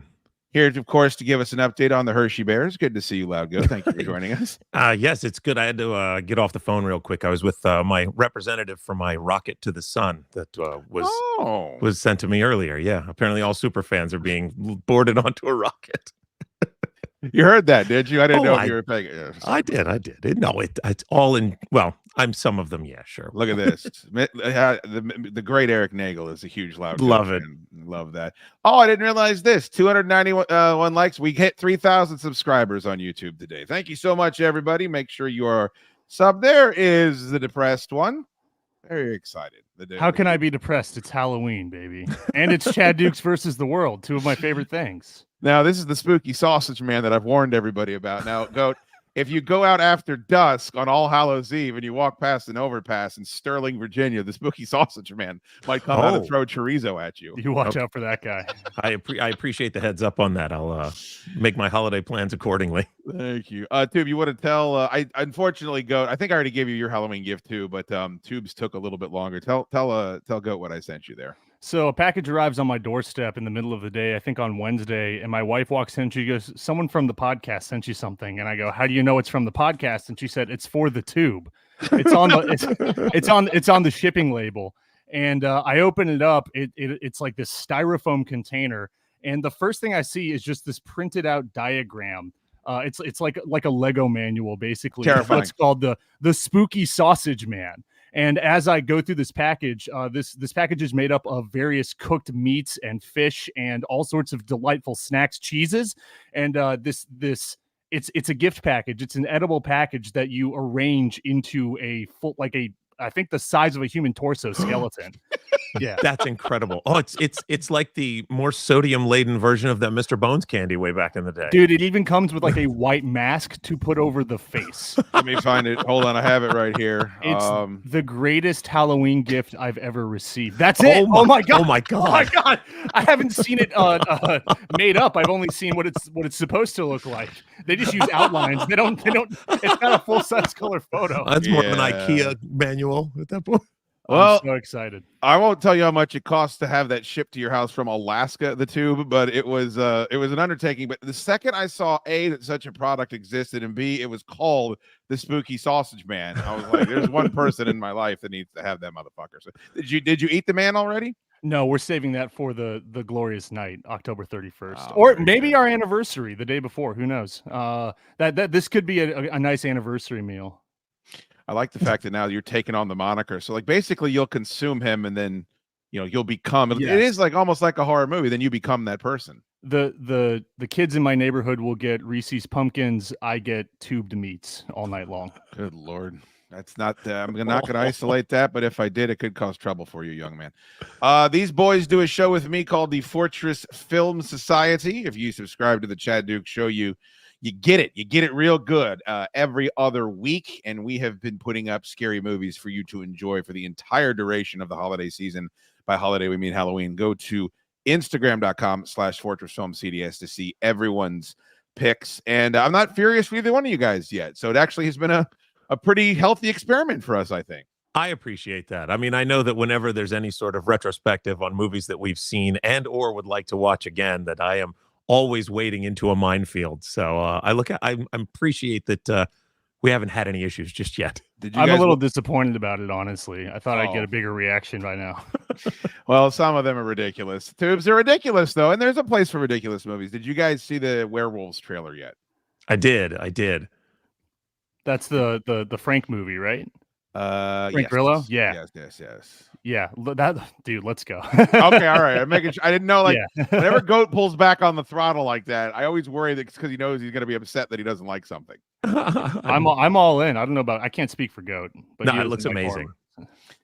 Well, it looks like an action movie with horror elements more than anything else. I mean, it looks like an insane asylum put on screen. So I'm definitely looking forward to seeing that spectacle.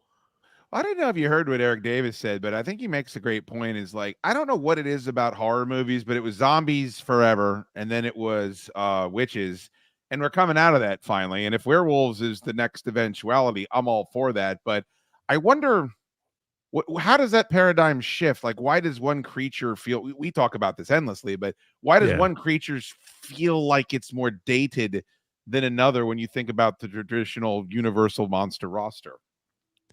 I think I don't know. I'm interested to figure out why. I mean, I figure for the cycle-based stuff, it's like one movie hits with something, and then, the way movies usually go, there's a big trend afterward. Right. And so it takes that one kind of pioneer, I guess you'd say, to resurrect a monster archetype. And that's why we had zombies forever until people kind of went, okay, enough with the zombies. And then vampires had their time as well. And it's just, you move in these cycles and it does take that one shift. I'm not sure why some of them, like, I don't know that you'll ever see an Invisible Man renaissance, like where there's an Invisible Man movie every 3 months with different takes and different ideas on how it works.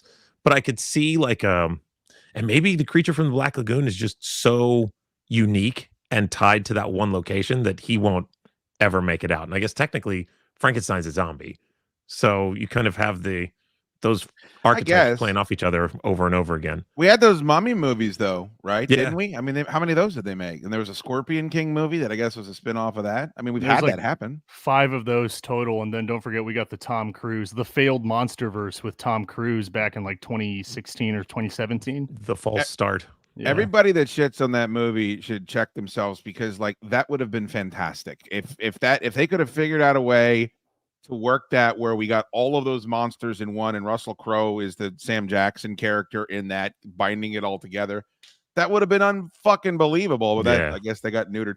But is that the Invisible Man movie where that woman is getting chased around by her ex? Is that supposed to be a part of that universe? Because people love that movie. You guys remember that one? Yeah, separate from the Universal Monsterverse. That was just Lee Whannell's step into like the modernized remakes or whatever. You know, we're getting his Wolfman like a couple months from now. Yeah, I'm excited. Very different looking movie from Werewolves, but if we're getting those 2 movies back to back, I couldn't be happier going to the theater.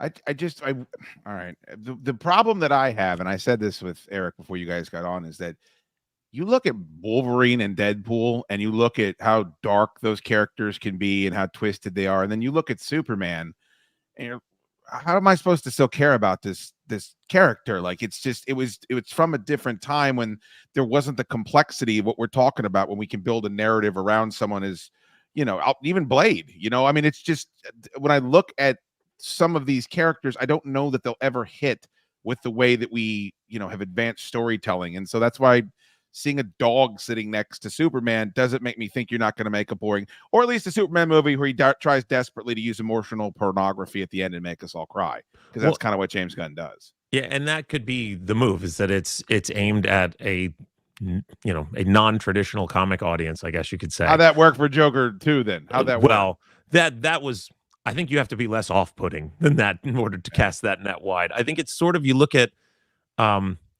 not to be complete, to always go back to wrestling, but there's obviously a huge audience for a guy like John Cena at the apex of his goody, I can beat anybody no matter what, always believe, kind of modernized Hulk Hogan sort of situation.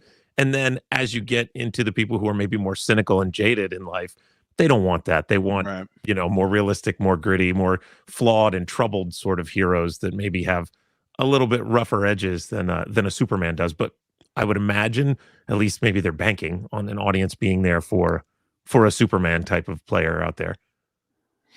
I think Superman still appeals to like the older audiences that are going to the movies, not like I'm not necessarily like geriatrics, but like people who grew up with the Christopher Reeves movies, right? Like there's still a demographic that will take their kids, or maybe even at this point, like their grandkids, to see a Superman movie. And I mean, he's been around enough. Like Henry Cavill is known because he was Superman. So like people are still familiar enough with the title and with the property that I don't know. I mean, those DC movies in the past have made money, not the last couple ones, but it makes sense that they're going to give it another shot. And I do think that they'll be successful between just the property itself and the success of Guardians. Whether you like those movies or not, those movies all make a ton of money. And with James Gunn's name tied to it, I do think that people are going to show up for it. People showed up for Man of Steel, and that movie sucks, but it made a lot of money. And that wasn't, I mean, I guess that was 10 years ago, but I don't know if Superman was any bigger or smaller 10 years ago. It was Michael Shannon as Zod, though. I mean, that movie had a lot. I mean, Costner's in that movie. Russell Crowe's in that. That movie had a monster cast,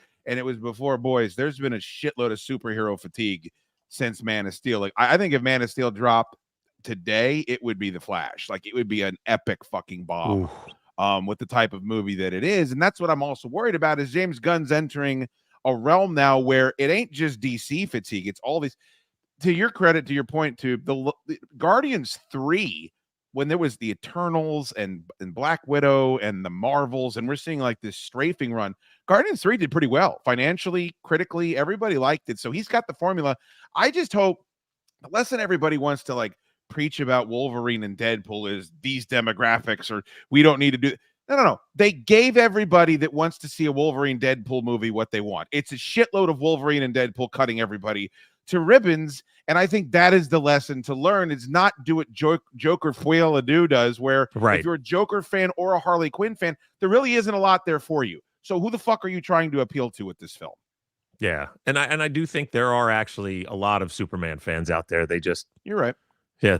I am always kind of, I don't know if astonished is a little strong, but I often have a quizzical conversation with someone when they reveal to me that like, oh, well, no, I have a Superman tattoo, or it is like, wow, okay. I guess you're a much purer heart than I am.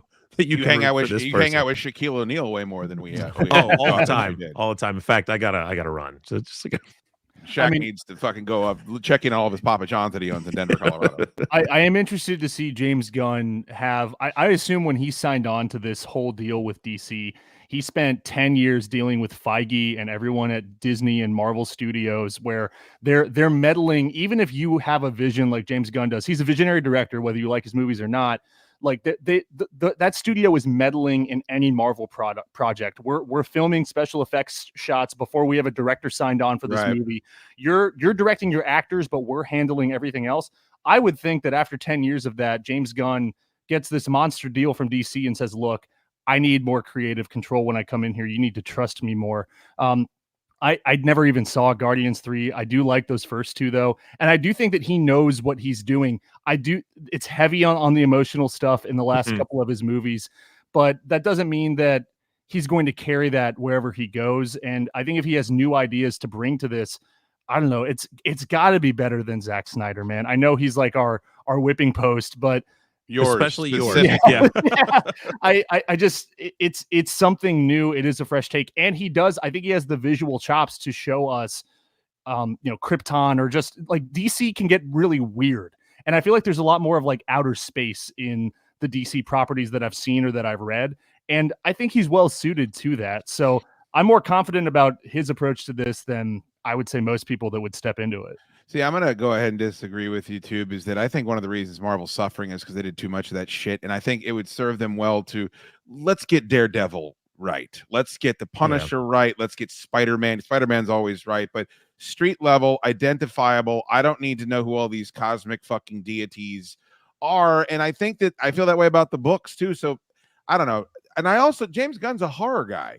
Like James Gunn has done some gnarly fucking really cool horror shit. He's a trauma guy. He started out in trauma. I would rather him lean into that than lean into let's torture the raccoon creature for 45 straight minutes in the middle of this goddamn movie. That was a little rough. Is that really what happens in that movie? Yes. They're just maiming the raccoon. I just saw Chris Pratt looking like a popsicle, and I was like, all right, I think I've seen this movie, so I was good. Goat's a big fucking apologist for maiming Rocket Raccoon. No, I'm not. I was just easily manipulated by emotional porn. I know that, but why do we have emotional, horrible things in the news every day? Give me a fun, like that first Thor movie is fun. Like those characters can be really fun. I would rather go in that direction than what, you guys are talking about. Fair enough. Have you watched The Penguin yet, by the way?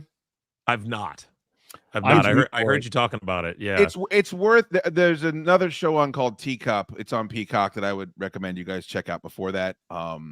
Pretty scary, based on a book series. But Penguin is unoffensive, and it's not nearly as irritating to me as the Batman movie was. And I don't know how you feel about Colin Farrell, but you just won't in a million. And that ain't just the makeup either. It's the way he moves around. It's the way he sounds. My wife had to fucking Google it. She thought I was gaslighting her. She thought I was lying to saying that was him. I'm like, no. He's going to get nominated. You need to realize that it's the most handsome man on the planet under all that shit. I'm a huge Colin Farrell fan. I really do think he has it all. He's kind of getting the McConaughey renaissance that maybe happened 10 years ago. I think he's the next guy for that. He's getting nominated for Oscars, Banshees of Inisherin. He's done all these projects with like Yorgos. And then, he plays the Penguin in a hugely successful DC property, a Batman movie that made a ton of money. Everyone, like the critics loved it. The fan base largely loved it. It was a return to a success for DC, and then they failed again with a couple other movies to follow. But I think he rocks. And even when he's doing sort of his like cornball stuff in the 2000s, I think he fits like that 2000s aesthetic super well. And then he's come into his own. So I'll also, like, it's no secret how much I love him in Miami Vice. And he doesn't even remember making that movie. He was so fucked up on drugs and alcohol. Oh, really? But he's amazing in it. Yeah, he's great. I really do believe in that guy. And yeah, I love that. It seems like it's a surefire thing that he's going to get nominated for an Emmy here. I know it's cliche to say about somebody, but I feel like he does not take himself too seriously. Yeah. And I mean, he seems like he's up for just about anything. Case in point, this role, if you didn't know it was him, you'd have no idea it was him. And you wonder, because I remember when he was in the movie, because he's only in the movie for a little bit, overall, at least as far as the 3.5 slog hour scope of the entire motion picture. He's only in it for a little bit, and you go like, why did they bother getting Colin Farrell? Was this show like the end goal to getting him involved in the franchise at all? They announced it pretty quick. Yeah, I mean, Yeah. you're probably right, Go. That probably is the reason why they did it. And the probably reason why he would sign up to do something like that. He's not I mean, Tom Hardy's the ultimate weirdo that does this, right? Like, put me in a movie and make sure that nobody knows it's me. This brings me back to my biggest hang up with the Tube is he don't like the Snatch guy, Guy Ritchie. And Colin Farrell in The Gentleman is a 10 out of 10. So fantastic. I mean, if you could allow yourself to have any happiness in your life, Tube, I think you'd go back and watch just him in that movie as the coach. He's absolutely fantastic. I feel bad for you. I'd give it a reevaluation just for him. Everything else about that movie really bothered me. But look, dude, we've done this a million times. You like Wrath of Man, though, right? Don't you like Wrath of Man? I do Man? like Wrath of All Man right. because that was Guy Ritchie making a real movie. So Get the fuck. he's got it figured out. I think he needs a little bit of guidance, or just he needs to make movies with Jason Statham. Not with Madonna, that's for sure. Based Kothar, $5. Is there any chance Gladiator 2 isn't a dreadful pile of shit? I would be surprised. Thank you for the super chat, brother. If Gladiator 2 is a dreadful pile of shit, there's just too much talent surrounding it. I will not be surprised if the three of us are having a conversation about Gladiator 2 that everyone else is having about that Joker movie, because I don't care about that Joker movie at all. But what everybody seems to be saying is this sequel did not need to happen. Why? This is a money grab. Why did everyone sign off on this? Even with Denzel there, even with, the trailer with some questionable soundtrack choices, I still think that we could be watching at the end of 3 hours of that saying, why the fuck did this happen? That seems likely to me. Paul Mescal is an absolute star. Like, I think that guy, he's never done me wrong in a movie. He's in this amazing movie called After Sun that, like, I can't think about or I'll like get too fucked up over it. Like, it's one of those types of like performances. And dude, like, at the end of the day, like, Todd Phillips was behind Joker Folia Doe. This is Ridley Scott directing a sequel to his own movie. And even when Ridley Scott misses, I think there's still a lot to admire about his movies. He doesn't have a bad looking movie. His production design is always beautiful. He's got legit costumes, makeup. He goes to real sites. I've never bet against him. And so I'm not going to start with Gladiator 2, which is something that he's already intimately familiar with. And Sword and Sandal is kind of his shit. Yeah. Like we had Gladiator, we had Kingdom of Heaven. He's bounced around to a couple other genres, but he does it a lot better than most people of this modern age. I think Kingdom of Heaven would be the movie. We should do this, boys, for the movie show, where we should pick one movie where, like, you do not believe this movie's good, but you must watch it because it is. And that might be Kingdom of Heaven might be mine. And I was glad that we watched it for the show and that we could all sit around and discuss it because it's fucking fantastic. And I think it just fell in a hole where, like you said, Swords and Sandals, maybe we would had some fatigue from that after Braveheart and Gladiator and Troy and all those other movies. But yeah, that one stands alone for me. Yeah, that's definitely the thing about it is we had a lot of it by then. He already got the Oscar for Gladiator in like the mid 2000s. When we're getting into action, we've already had like Lord of the Rings. There has been a lot of sword fatigue, and we're making a lot of like modern war movies. Like we're in the middle of the Iraq War and stuff, and even Ridley Scott is putting out some of those as well. He did Black Hawk Down, he did Body of Lies, but he's a well-seasoned guy, and he's got a pretty diverse catalog. I don't see him screwing this up. Is it going to be as good as Gladiator? I don't think so, because Gladiator is a perfect movie. You know, there's nothing wrong with that. I'm sure there might be something about this, and maybe it's because he's in his 80s, but still he's out there making this giant epic, and he's in his early 80s, and most directors just aren't doing that anymore. It's like the Clint Eastwood thing. A lot of Clint Eastwood movies I don't really like, but he still makes 2 a year. He's still directing and acting and writing scripts and stuff, and he's one of the greats. Yeah, and I think when we get to the end of Gladiator 2, it'll be less about why and more how could this have been better. I think that's what it'll be. It won't be awful. I feel like it might be the burden of expectations on it based on the original and based on everything that Ridley Scott's done up until now. Even like Tube said, even when there are misses, there's stuff to like. So I think there's going to be stuff to like. You might just be left wanting more. The part about it that I'm a little weirded out by is like Denzel in the trailer is Denzeling the shit out of the trailer, which I love. And in a lot of movies that fits. But when Denzel makes Book of Eli, you know, he's not smiling and laughing and shaking hands and double gun pointing like he's setting an his actor. watch timer and then beating everybody up. Yeah. It feels weird to see Denzeling it up in a Gladiator movie, but perhaps it'll work. He's absolutely fantastic. You'll see it in the theater? Oh yeah, I'll go see this one. Yeah, this is the biggest screen, the best sound that you can get. This is a true epic. Yeah. How are we feeling about Smile 2 in the theater, boys? Eric Davis says it is very different from the first one, which I think is a good thing. Yeah. Yeah, I agree. I've heard the same thing. People seem to be really digging it. They said it's better. A lot of people tell me it's better in every way. Oh. And I think that Smile, it's not bad, just not a lot of it stood out to me aside from that last like 5 to 10 minutes. That stood out to me, brother. And so I think it sounds like they're doing this sequel right, where they've learned from what they did. They learned what was successful, maybe what wasn't so successful, and we're trying to do something new.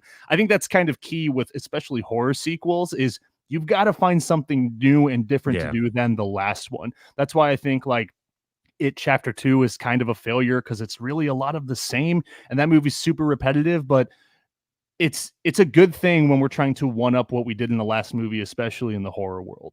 Yeah, I would say that was my initial reaction from Smile was kind of like, huh, all right, that was cool. Yeah. And it didn't change my mind or blow my mind or, you know, make me think differently about what I expect from a movie. And the beats that hit really hit. And then, but there was some empty space, I think, that could be filled. And so, yeah, like you said, the buzz seems to be really positive about this. And it's really great hearing that from a guy like Eric, who's, you know, relatively positive over most things. I think relatively positive. I would say over the well, let's say compared to the rest of most cinema media is concerned, but hearing that from him is encouraging to someone like me who likes to go in thinking positively about most movies. I put Smile in the same category as The Black Phone, where I went in and I wasn't disappointed. There were parts that I really liked, but I don't put it where Abigail is, where I went to see Abigail and I'm like, wow, I like this a lot more than I thought. This is a shitload of fun.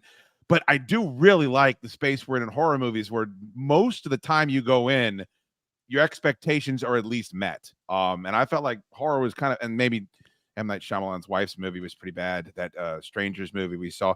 Okay, here's explain this to me, boys. How are we so wrong about Terrifier? Are we wrong, or are we just in a different Venn diagram? Look at those scores. Look at the box office. Glad you brought this up, because I think it's been well documented that I have shit all over the Terrifier franchise on the show that we do. I had only seen the first movie until 2 days ago, and Terrifier 2 landed a lot smoother for me than the first one did. I don't think it's the reason to go back to the movies. I don't think it's the saving grace of the slasher, but it's just a little more put together and also just a lot less like hateful. Where I think that Terrifier hateful. 2, well, dude, I've heard that you watched the first that one first is Terrifier movie, antagonistic to the viewer. Oh, is it real? Like, Fuck I'm that. like, dude, like, what the fuck is your problem? It's like challenging you to keep watching from everything I've heard. Yeah, not to like just like pigeonhole everyone into a corner. He's from Staten Island, and so and that movie is very Staten Island. Terrifier 2, it gets like a little sillier. It's still brutal, but at one point, it's just like watching Looney Tunes from hell. And I think that with a budget and with like just maybe a little more direction from a studio that's willing to work with him, I saw improvements. I would watch Terrifier 2 over the first Terrifier any day, and I'd watch either of those over All Hallows Eve, which is like the prototype for that. I do think that there's a lot to be said for the guy that plays Art the Clown. Like he's like a real mime and like a real clown performer, and he brings that to it. And like I said, at one point he's jumping around and he's like if Bugs Bunny is the spawn of Satan in Terrifier 2, and that's what I'm expecting for the third one too. Who is that for? Who the fuck does that appeal to? That's a horrible thing to be. Oh God! I was going to say there apparently are more than a few people. I don't. Let me make this clear. I don't want either of you to watch it. Oh, don't even worry about it. Well, I don't that's want what the I was going phone to calls, say. Is the text, posting my address on Instagram. is this tube like trying to talk us into the Terrifier series? But I do. I'm now going to go see Terrifier 3 while it's in the theater because I think that this is a fucking complete 180. I'm eating my foot here. Bullshit. I know. Some critic you fucking like has told you like that movie now. I know what this is. What critic do I like besides Eric? Eric's good. Yeah, this I was very surprised. I went in because I'm like, all right, everyone's talking about the third one. I guess I'll watch it at some point. I went into 2 expecting that I was going to be angry and bitter the whole time, and I came out, I don't know, maybe proud of this guy to learn how to be more of a real movie maker, or at least just like way less hateful towards the people watching his movie and maybe women in general. Would you rather watch Skinamarink, Joker Foil Ado, or Terrifier 2 and 3? I could take a nap during Skinamarink, so I'd go with that one. I don't like that you're implying that I'm defending Joker 2. I'm fucking you're implying that into the other movies that I like that you hate.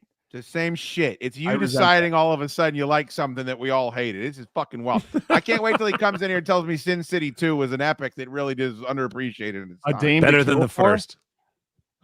Boy, I like the first one a lot. Boys, thank you. I love you both very much. Thank you. Love you too, buddy. Delightful. Loud Goat from the Fortress Film Society and the Spooky Sausage Man from the Fortress Film Society. I'm booting him, and then I'm booting you. Good to see you, buddy. Love those boys. Love doing shows with them. Subscribe ChadDukeShow.com, and you can listen to the Fortress Film Society as well. We are just a couple of shirts away from ensuring there will be an episode 2 of CDVTW. If we hit 100, we will do it. Scan that QR code in the on the screen there, or go to the chat. It is pinned to the top. The link is there. We're going to get an update on our Anita's poll in just a couple of few. Travis Hollyfield, thank you so much for the $9.99 super chat. Great show. Just finished the Spotlight CD. So funny. I agree, sir. That was fantastic. It is sold out, though. You missed your chance if you didn't pick one up. All right, hit the like button. Numbers are dropping off. Need that like button. Here's what we're going to do. We got 1 hour of CDVTW left. I'm going to go take a PIS, and then we're going open line Thursday. Open line Thursday. I'll take every call that comes in. I got 0 calls on the dot. You guys are acting like some uphola. Come on. I ain't going to be as mean as I was on the radio. 571-624-1941. The number is at the bottom of the screen. Josh Soroka has been sitting backstage, spanking it with a thumb up his ass, having no calls to screen. Let's improve that. Let's not show everybody how washed I am. 571-624-1941. Call us up. Open line Thursday is next on Chad Dukes versus the World.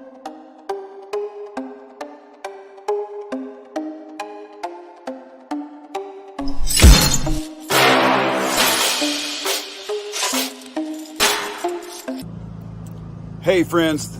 This is international blues recording artist Reverend Peyton here, and I want to tell you a guy we know, a fellow by the name of Chad Dukes. He's essentially an unemployed radio personality. He's putting together this show. There's going to be a t-shirt. Now, normally I wouldn't condone this kind of slovenly, layabout, ne'er-do-well, jobless behavior, but if I were to ever do so, it would definitely be for Chad Dukes. So if you are available, you should check out the show. Think about getting a shirt. Now, I won't because I have a job, but you should.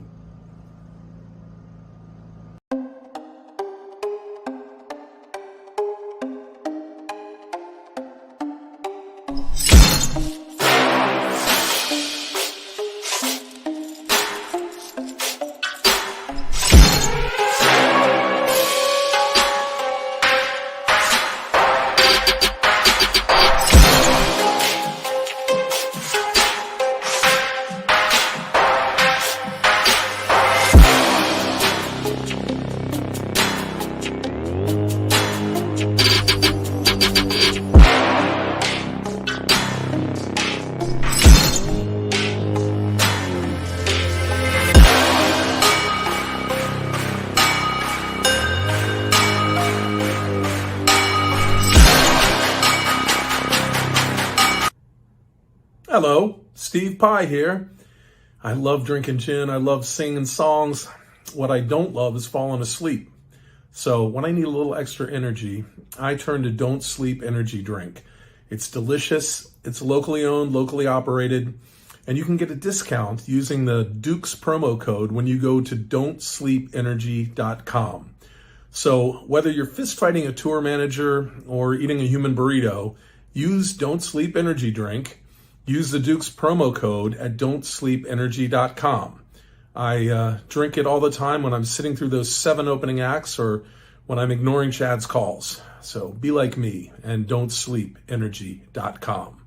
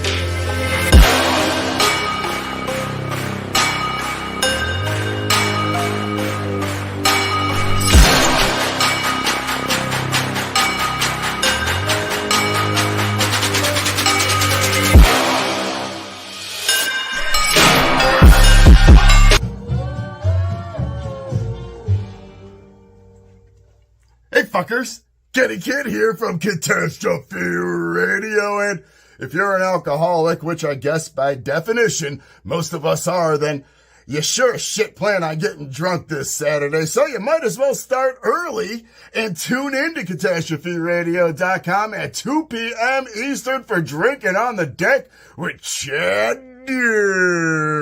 You know damn well your drinking buddy Dukes will always play you that beer guzzling hillbilly shit perfect to destroy your liver. And of course, after you wake back up for round 2, I'll knock your ass back down again with All Suggest Saturday night at 7, where I'm gonna play so much damn clutch, Chad's butthole's gonna tingle. Check out that full schedule at CatastropheRadio.com.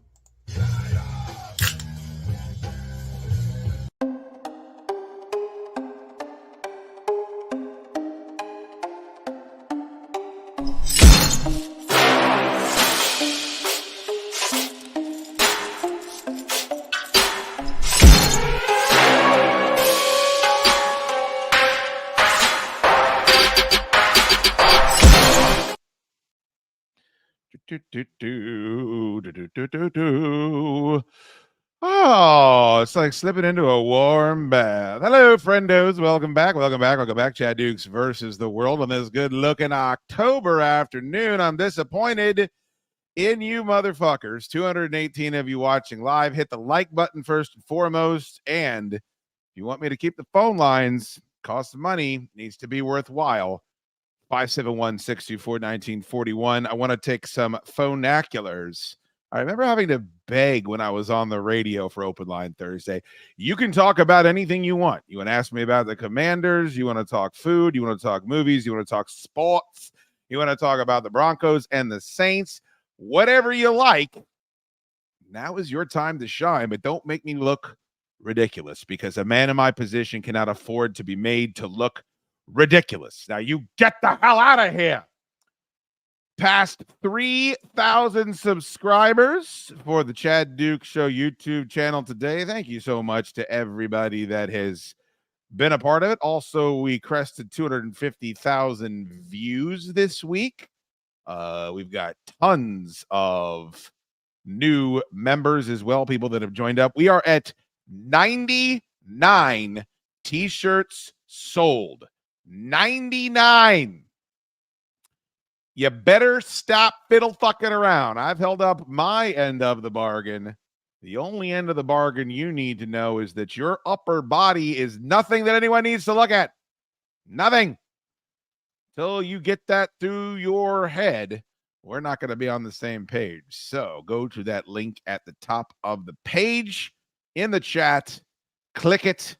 Get your CDVTW. Look at the date. The date's on it, for God's sakes. You want to talk limited edition? We ain't making no more of these. 1,449 days since the last CDVTW. We fucking did it, friendos. We did it. We're in the home stretch now. Do you realize how much jerking off I would do on the radio when I got to the 5 o'clock hour? Supposedly, it was the most important hour of the day because everybody's getting into their cars. I didn't give a fuck. I'd already put in 3 hours, 4 hours. I'm already fucking out the door. Probably why I haven't been invited back.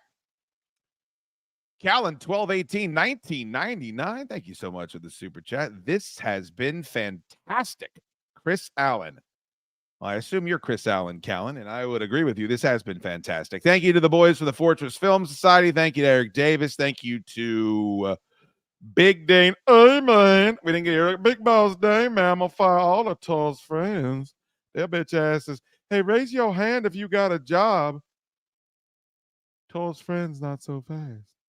We didn't get any Big Boss Dane shtick in. That's my fault. Oh, boy. Thank you so much, Chris Allen, for the beautiful super chat. I just got a message. Let's see. Let's take a look. 100 shirts sold.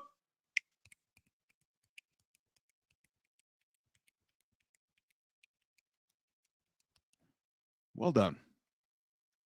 Sold 100 fucking shirts. Open fucking challenge to anybody at my old abode. Do that. Do that. Do that. Do that. All right, we got some phone calls here. Sroka, I'm just going to assume that everything's potted up where it needs to be. I believe Mike in Haymarket was first. I mean, I'm a fan of the Haymarket. Let's go out to him.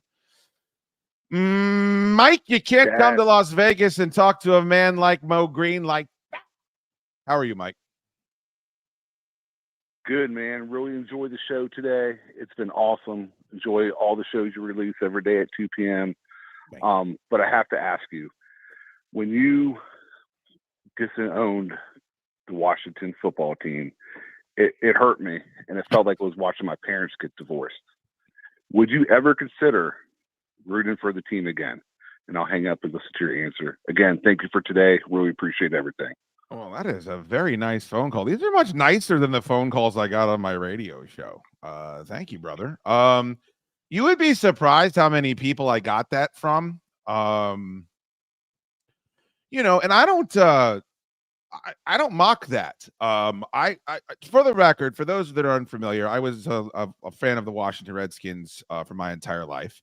And then I think this is my third or fourth season as a Tennessee Titans fan. I did something that I never thought that I would do, and I decided that it no longer was making me happy, so I no longer became a fan of that team. They were not bringing me any pleasure, and it was a confluence of factors. What I can tell you was it simply wasn't just Dan Snyder. I got a lot of this when Dan Snyder sold the team. Are you coming back? I got a lot of this when Jane Daniels got drafted and they've won a couple of games. Are you coming back? I'm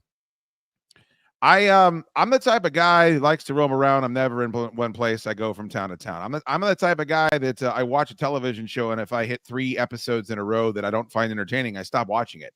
I don't care that it's The Sopranos. I don't care that it's Breaking Bad. I don't care. It's no longer bringing me pleasure. And the Washington football team was no longer bringing me pleasure. And you combine that with their horrific turn politically, with their horrible name, with everything that I went through. I own my piece of what happened to me and why I was fired. I was making bawdy jokes on a podcast where, you know, that there was no room for that in the world anymore. And I worked in sports talk radio where everybody was uptight and unfunny and pussies. If I worked for Sirius XM, I never would have been fired. I know that for certain.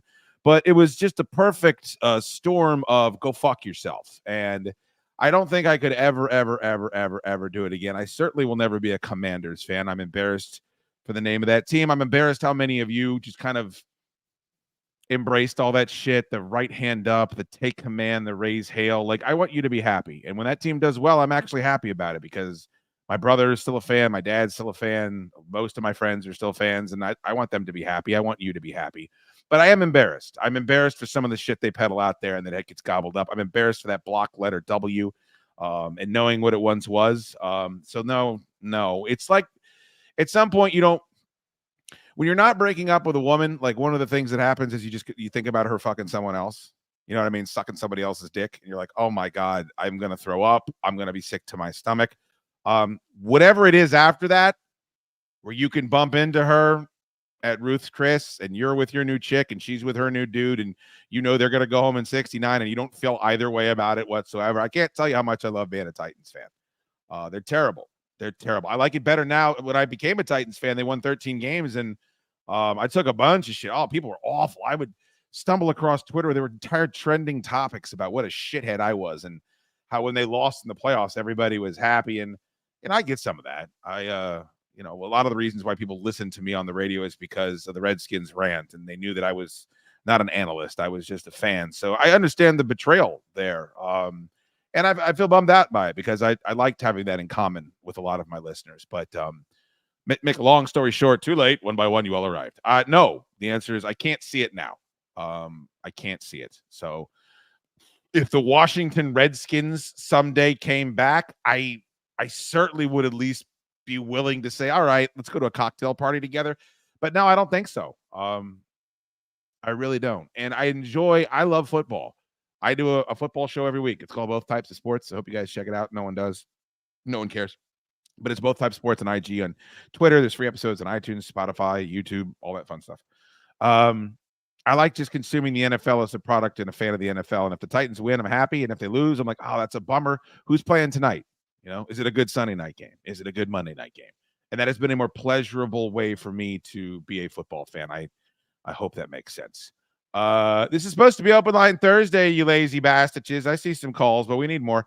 571-624-1941 number is at the bottom of the page. Let's go all the way up to Maine, where the rain in Spain falls mainly on the plain, I believe. Jeff in Maine is on CDBTW. Hello, Jeff. Welcome. Thank you from the great state of Maine. Thank you for everything you do. This has been a pretty awesome day. I'm a big fan of, like you, been a big fan of talk radio for an awful long time. So thank you for what you do. Thank you very much. Flag flying. Appreciate that. Hey, so to this day, it's like 20 plus years ago, I made a call to Don and Mike where I got them to pop, to laugh. It was, Don was telling the story when he took Frida out to dinner, Rip Frida. And a minstrel came up to play at the table. And Don was like, what the hell is happening?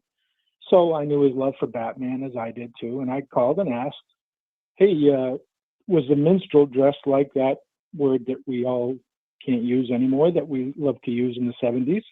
Was he dressed like the Batman minstrel? Like that? And it got both Don and Mike to pop. And it was still 20 plus years later, one of the greatest, moments of listening to talk radio. What's your favorite moment when you called? You've been an avid caller of talk radio over your years. What's your favorite call to a talk radio show? And I will hang up and listen. That's tough. That is a very good question, Jeff, because hey, I get to talk about me, which I love. But I have such an affinity for talk radio, and I have so many of those moments. I've got way more bombs. I have audio of the junkies saying that they hate me and hang up, and I'm a creep, and they're tired of me. Like I've popped Ron and Fez. I've popped the junkies. I popped Don and Mike once, I think. Opie and Anthony have actually called in and found success, which is really, really difficult. There was one where the junkies were having a feud with Donnie G, and I think it was after they left WJFK to go to WHFS. And I was calling into the junkies as Chad the Stalker, is when I was interning for them. And I called in and I just started listing things that I was doing, but they were actually things that Geronimo did. And I was talking about how my partner's an alcoholic and all of this fucking shit. And it was just off the top of my head. I was like 23, 24 at the time. And it popped them so big that I remember Lurch specifically laughing like he couldn't stop himself from laughing. And Lurch always hated me, or at least didn't care if I lived or died, which is fine. And that was a big one. There was one I made when I called into the junkies, and it made the fucking promo. When they were on an evenings, I actually had a call that did so well, they cut it up and put it on a recycler that played throughout their show. And that was huge. That call is the reason why I was so passionate about getting into radio, is because I never knew I could be funny on the radio until that point. So that's a big moment. Like, if you're a caller, I was a caller, man. That's why I think I got so much hate over the years too, other than the fact that I'm an asshole. But you know, a lot of people were callers and they wanted to be hosts, and they heard the Junkies. They felt the same way I did, where it's like, these guys make it look so fucking easy. Then maybe I could do it. Maybe I could do what they do. And you can't. You cannot recreate what they have. Nobody can make it seem as easy as they do. Howard Stern was fantastic. Howard Stern was the best, but he couldn't make it sound as easy as the Junkies could, because nobody had that chemistry. They were funny, and they also had chemistry, and they were also four different.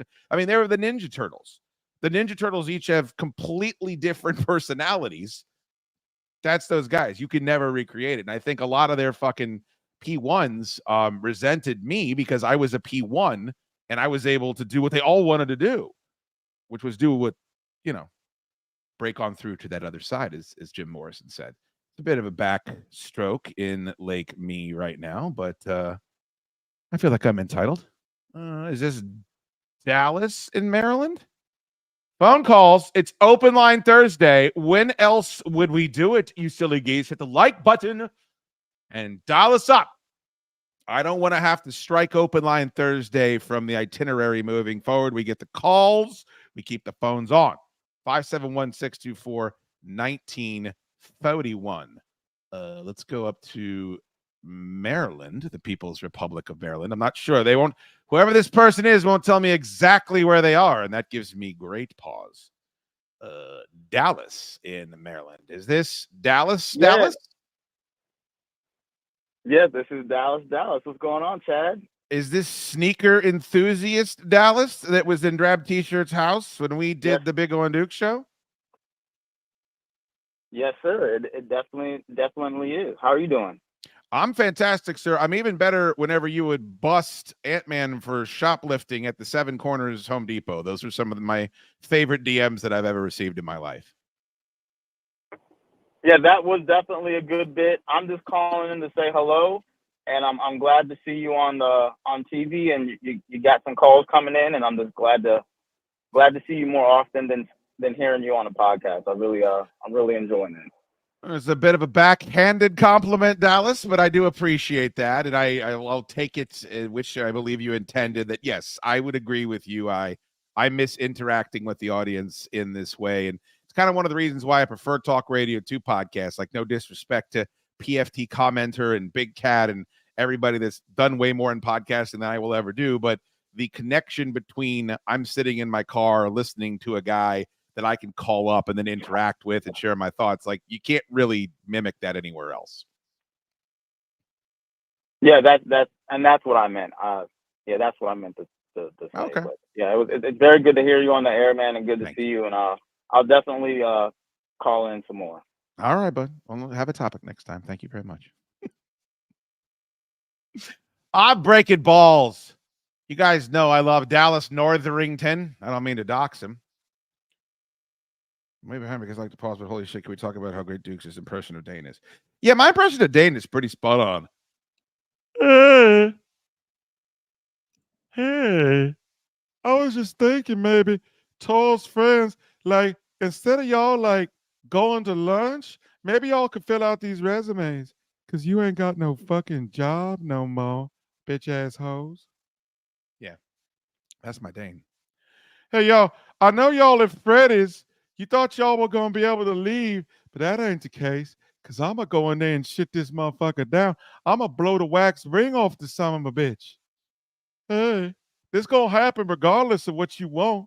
So you might as well open up that toilet here in the back of this 7-Eleven bathroom on the corner of Route 7 and 28. Hey. That's my Dane. That's my big boss Dane. Look at this fucking lol cow. Hey, I've been getting a lot of emails and Have you been getting a lot of emails, Fireman Ed? From who? From Saudi princes telling you that you've got a fortune to claim and Dakistan, and all you have to do is send your fucking social security number over. Have you been getting a lot of emails? I don't believe you. Hey, I've been getting a lot of emails and texts. Texts. Look at me. I got all these texts. I'm Fireman Ed. I've been getting all these texts from all these hoes.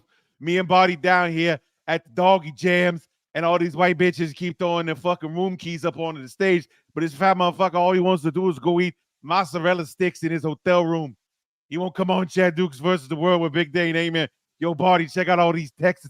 Fireman Ed's texting me. You got a dumb hat on. From fans about the Jet experience in the stadium. Jet experience in the stadium. What's that? What's the Jet experience in the stadium? Have a $700 million payroll and 2 wins? That's a hell of an experience. And by the way, you're in New Jersey, technically under the water. With the big screens. Last night in particular, although on the Denver game also, last night in particular, we scored a touchdown. And normally... What's this wee shit? You got a turd in your pocket, brother. We scored a touchdown. The last time I saw all you were doing was sitting on top of somebody else's shoulders, waving your arms about it, and making it all about you. Why doesn't your shirt say New York me? I root for the New York me's because the second they take the camera off me, I go on Instagram and start bitching about how the Jets have a conspiracy against me. And texts from fans about the Jet experience in the stadium.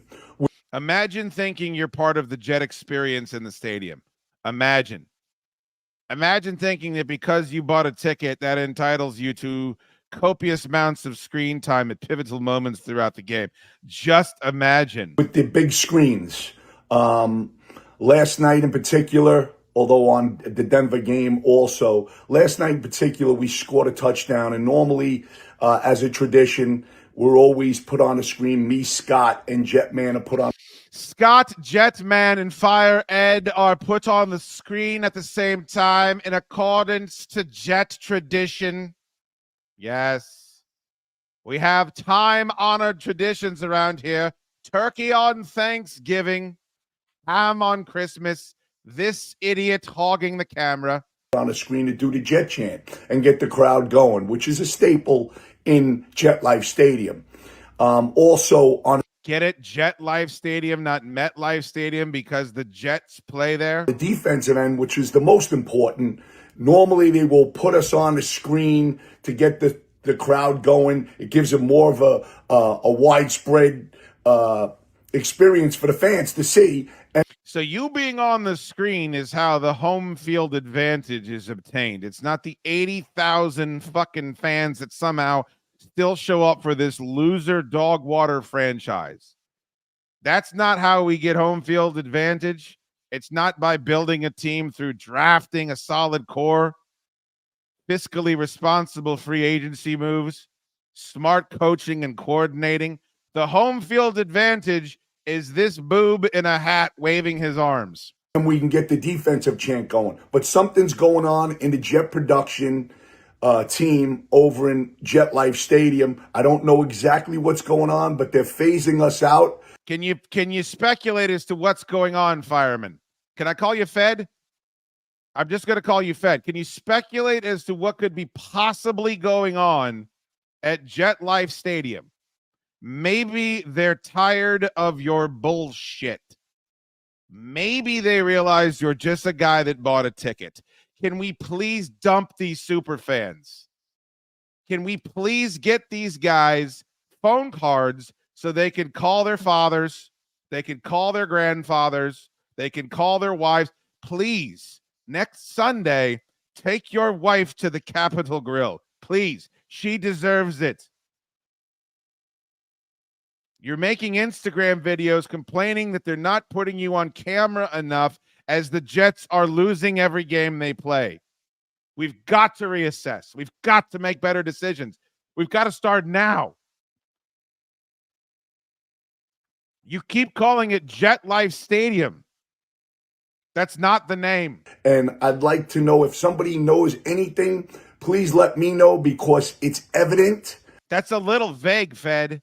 It's a little vague. If somebody knows anything, how about I don't know anything about the situation, but I can tell you what's going on. You're annoying as fuck, and everyone's had it. Go check the comments on this IG post. I don't know anything about this guy. I know that he renounced his fandom like I did a few years back, and he's back to being super fan number 99 over here. And I know that I saw this thirsty-ass video, and I was embarrassed for him and everybody that he knows. That it's happening, and it needs to stop because we need home field advantage. And if I don't get on that camera, there will be no home field advantage. Aaron Rodgers will not throw for 300 yards. Why do I sound like Bane all of a sudden? Alan Lazard will continue to be the lead receiver for this team. He's averaging nearly 11 targets a game. I almost fucking blew up my vocal cords doing that bit. Not long enough, I'm afraid, to save my camera time. The fire is rising, Jetman. That's what we have, and we need to keep it going. So something's going on. If you need to keep it going for what? Your fucking team loses every week. You've got weapons all over the field. You've already fired your head coach. The most interesting thing that comes out of New Jersey is Rodgers on the Pat McAfee show. It certainly isn't the product on the field. Although that Garrett Wilson toe drag swag in the back corner against the Bills is pretty impressive. Please let me know if you know something. Thanks a lot. Go Jets. Go Jets. Yeah, baby. Another reason why I feel very comfortable not being a fanatic about anything other than my own projects. Because what the fuck are we doing? Can we not channel that energy and that emotion? That's a gentleman that clearly still has a great fire, even though he's of advanced years. Looks like he keeps himself in decent shape. Could we not take that power and yoke it into something more beneficial? Picking up cigarette butts on the side of the Jersey Turnpike comes to mind. Figuring out why Artie Lang can't stay sober so that we can get him fucking touring again. Jeffrey Schools, $1.99 super chat. Thank you so much. Fireman Ed, get fucked. Well, that's a bit strong. That's a bit much. I don't want him to get fucked. I just want him to reevaluate his life. Josh, come on the fucking say that into the microphone. You don't have to send me a PM for that. You're more than welcome. Well, you're on a roll. I'm on a roll, buddy. Call me Kaiser, because I'm on the roll right now. Baltimore's got their own guy, this Dan guy, who does it. He gets all the attention at the Ravens game, so he tried to get the same magic and make the Orioles playoffs about him. So how does this work? How do they harness this? Is it because the stadium is willing to put these fucking cornballs on the big screen? Yeah, there's the Ravens guy. Oh, Jesus fucking Christ. And his whole bit is taking off his shirt and spelling out Ravens. And somehow that works. Soroka, why aren't you more embarrassed that spelling out Ravens is just ripping off what the Jets do? Like, the Ravens are a superior franchise in every way to the Jets. Well, I believe it's just spilling over from spelling out Orioles. Well, because the Orioles spell out. That stinks too. I guarantee that the Jets spelling out Jets predates both of those. I have no idea. But also, Jets is only 4 letters. It doesn't take much to spell that out. A lot harder to spell Orioles. I couldn't even do it. You put a pistol up to my mama's head, as Patrice O'Neal would say. I can't spell Oriole to save my fucking life. You know how stupid the Bengals and the Saints do, both doing the same bit, the who day, who dat? If I'm the Ravens, here's my bit. I'm a Ravens fan. We draft well. We have general managers that know what they're doing. We have continuity at the coaching position. We drafted Lamar Jackson and built our offense around him, which seemed ridiculous to me at the time. And now we win 13 games every year. We signed Derrick Henry. Yeah, not to mention free agents. Yes. That would be my legacy. I would sit and cheer because our team can do something that nobody else can. Shirt on order, pumped. Excellent. Is that Joe Azer in the chat? Joe, did you get your shirt? You don't do enough for this show. All right, let's go to... am I not answering this call? Am I answering this call, Josh Soroka, or am I not answering this call? I need you to tell me right now. These motherfuckers have underperformed when it comes to calling this show today, and it's a slight I shall not forget. Maybe we need to call like that for the Capitals. The GOAT doesn't spell out capitals, though, does he? GOAT does let's go Caps, which is equally that word I used to be able to say, and now we can't. Holy shit. Is that who I think it is? Oh, my goodness gracious. We could name the hotline after this, man. I'm guessing he's going to want to talk Jaden Daniels. Joining us now on the Joe Azer hotline. Joe Azer. Hello, Joe. What do you know? Good afternoon. How are you, sir? Yeah, I haven't heard that before. Chad, I got to say, I've listened to every second of this broadcast, and I've been smiling ear to ear the entire time. It's been awesome. It's been awesome to hear you back in this format. I'm a subscriber. I consume pretty much everything that you put out, but this is my favorite, and I'm so happy you did it. Thank you, brother. I could say the same thing whenever I walk into an old country buffet. I go right up to the head lady at the Sneeze Guard, and I say, I consume everything you put out. No, I appreciate it, man, and it's been fun. It's something I'm going to have to figure out how I can, if it's just the kismet of a one-off or it's sustainable or what have you, but we've gotten some pretty good response today. So I appreciate everything you do for the show. Thank you very much. But did you see your commercials on the program today? I did. Thank you so much. I'm thrilled to be associated with the show. I love it. It's done so much for me. these are not empty words. I really appreciate everything you've done for me. I do have a question for you though, if I can ask. Please.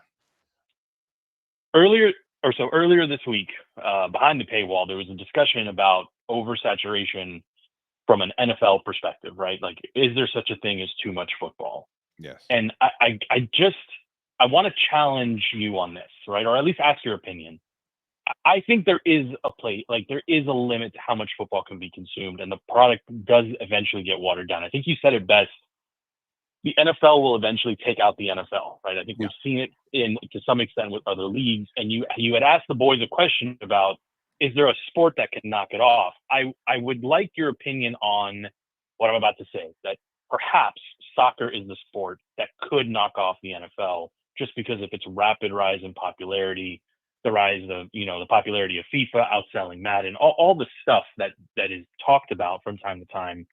But the NFL in particular, the Thursday night games are terrible.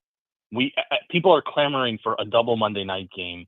Like, isn't there a point, Chad, where there's just too much football to consume and husbands can't get away from wives, or just guys in general can't peel away to watch everything and consume it all?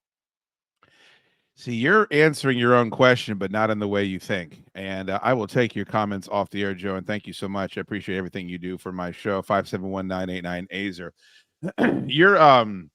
You're misplacing what I said on the show. I don't think that Thursday night football or 2 Monday night games, I'm not talking about oversaturation. I'm talking about the NFL going away from what people – here's what's going to kill the NFL. We're all pussies, okay? That's what's going to kill the NFL. And it's going to kill it in a bunch of different ways, all right? Death by 1,000 paper cuts. You just said it. Your husbands can't get away from their wives. The reason why it's so important that women like the NFL now and why they're trying so hard to get women to like the NFL is because women control the remote controls now in the house. Well, that used to be dad. Dad would come home from work. He'd have his snifter of whatever. But he'd sit there and he'd watch TV and he had the clicker. That's done. That's why you see so many singing and dancing horrific shows on big tentpole cable networks. If you're living in a world where you're not allowed to go watch football because of your wife, I don't know that existed 20 years ago, much less 40 years ago. And now it's every single fan, every single friend that I have. I had zero friends that owned cats named Frank for most of my life. And then all of a sudden I had like 8 or 9. Soccer is for pussies. And I know that that's not a popular thing to say and it's not politically correct, but it's horrific. It's the worst. And just because the rest of the world likes it doesn't make it right. Now, if you're saying that we're going to continue to become bigger and bigger pussies, and so then football goes away, yeah, you're right. I mean, they're wearing pillows on their heads. You're not allowed to tackle with your body weight. Kids aren't playing football anymore because moms are scared of concussions, because we talk about concussions on sports talk radio as much as we talk about quarterback percentage of completion. So you're looking at this differently than I am. And I could be wrong. I'm not trying to offend. I'm just trying to tell you why I think football is going away. Is that we're so goddamn soft that our palates will change enough where, and maybe we're not, glam rock, grunge came out of that. Gangster rap came out of MC Hammer. We push back against shit like this. But what I'm telling you is that the NFL deciding that the referees need more power, the referees need to be on TV, the officials need to have an official analyst that's sitting there to explain all of these ridiculous fucking rules and all the fucked up play calls. Like, the NFL is going to cut off its own nose despite its face, and it don't have nothing to do with putting games on Saturday. And maybe it's what we all want. I mean, you heard Big Dane, on earlier. He said none of his kids care about football. They all just want to play video games. And Dane's a manly dude. Dane's a dude's dude. He liked football. He played football. He raised his kids that they don't want it. Nobody wants it. They want the magic fucking information window where they can just sit there and do this and have the endorphins pop. And so that's what I'm talking about. Now, soccer sucks a giant bag of them. And just because it's more popular now because of the video game, sure, it's more popular now. Sure. I think it still sucks. So at the end of the day, that won't be what undoes proper football in this country. So that's a long way for me to go around what you said. But I think you answered a lot of your own questions in the way you phrased that question. My dad isn't the best dude on the planet, but I can't imagine him or anyone he knows saying, I'm not allowed to watch football. My wife won't let me do it. And now everyone is like that. So yeah, I could see that eroding into what football success has been. Sure, that could take place.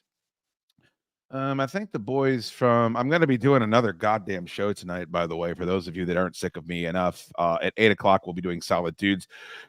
We're reviewing the Jim Jasser CD. If you don't know what that is, don't show up. I took this video earlier in my neighborhood that I wanted to show you guys. I have so much respect for these paisans.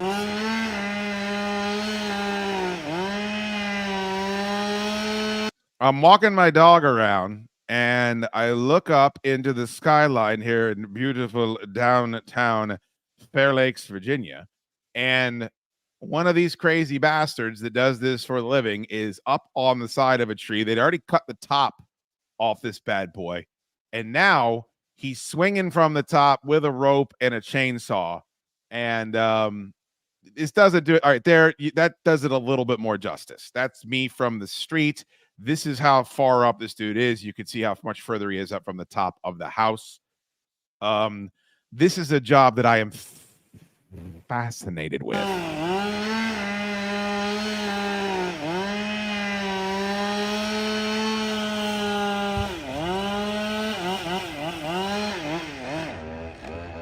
How do you train for this job? Like, how do you get the reps in to crawl up the 400-foot tree with a chainsaw on a rope dangling from your belt? You don't slip, you don't fall. Where do you go? Where is the facility where you can do this? What this reminds me of is watching the X Games, and you watch the dudes that are doing the backflips on the motorcycles. And I just don't know how you get good at that. How do you get the reps in to become better at that? It's so goddamn dangerous. Does this guy get paid more than the dudes that are at the bottom picking up the branches? Because that's probably a less entertaining job. I mean, there's so many fucking ways to die doing this. And then also there's two houses. Did you see there's two houses on either side while this fiasco is going on? I would just be so nervous that a chunk of this shit is going to fall. And maybe not even just a house. Somebody's dog gets out. There's a fence here.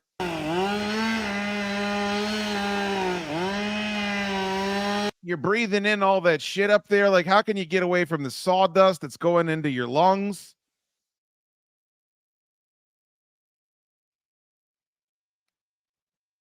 why social media influencers rather, could continue to pound it up their pound holes, LaFleur. Get fucking bent. That guy exists. That's why I never take this shit for granted. Anytime I do this shit and I can pay bills from it, it's like,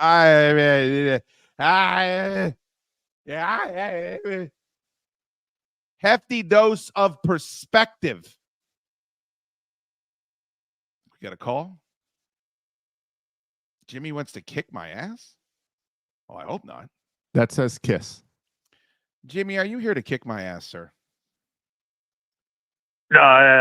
Kiss your ass a little bit, sir.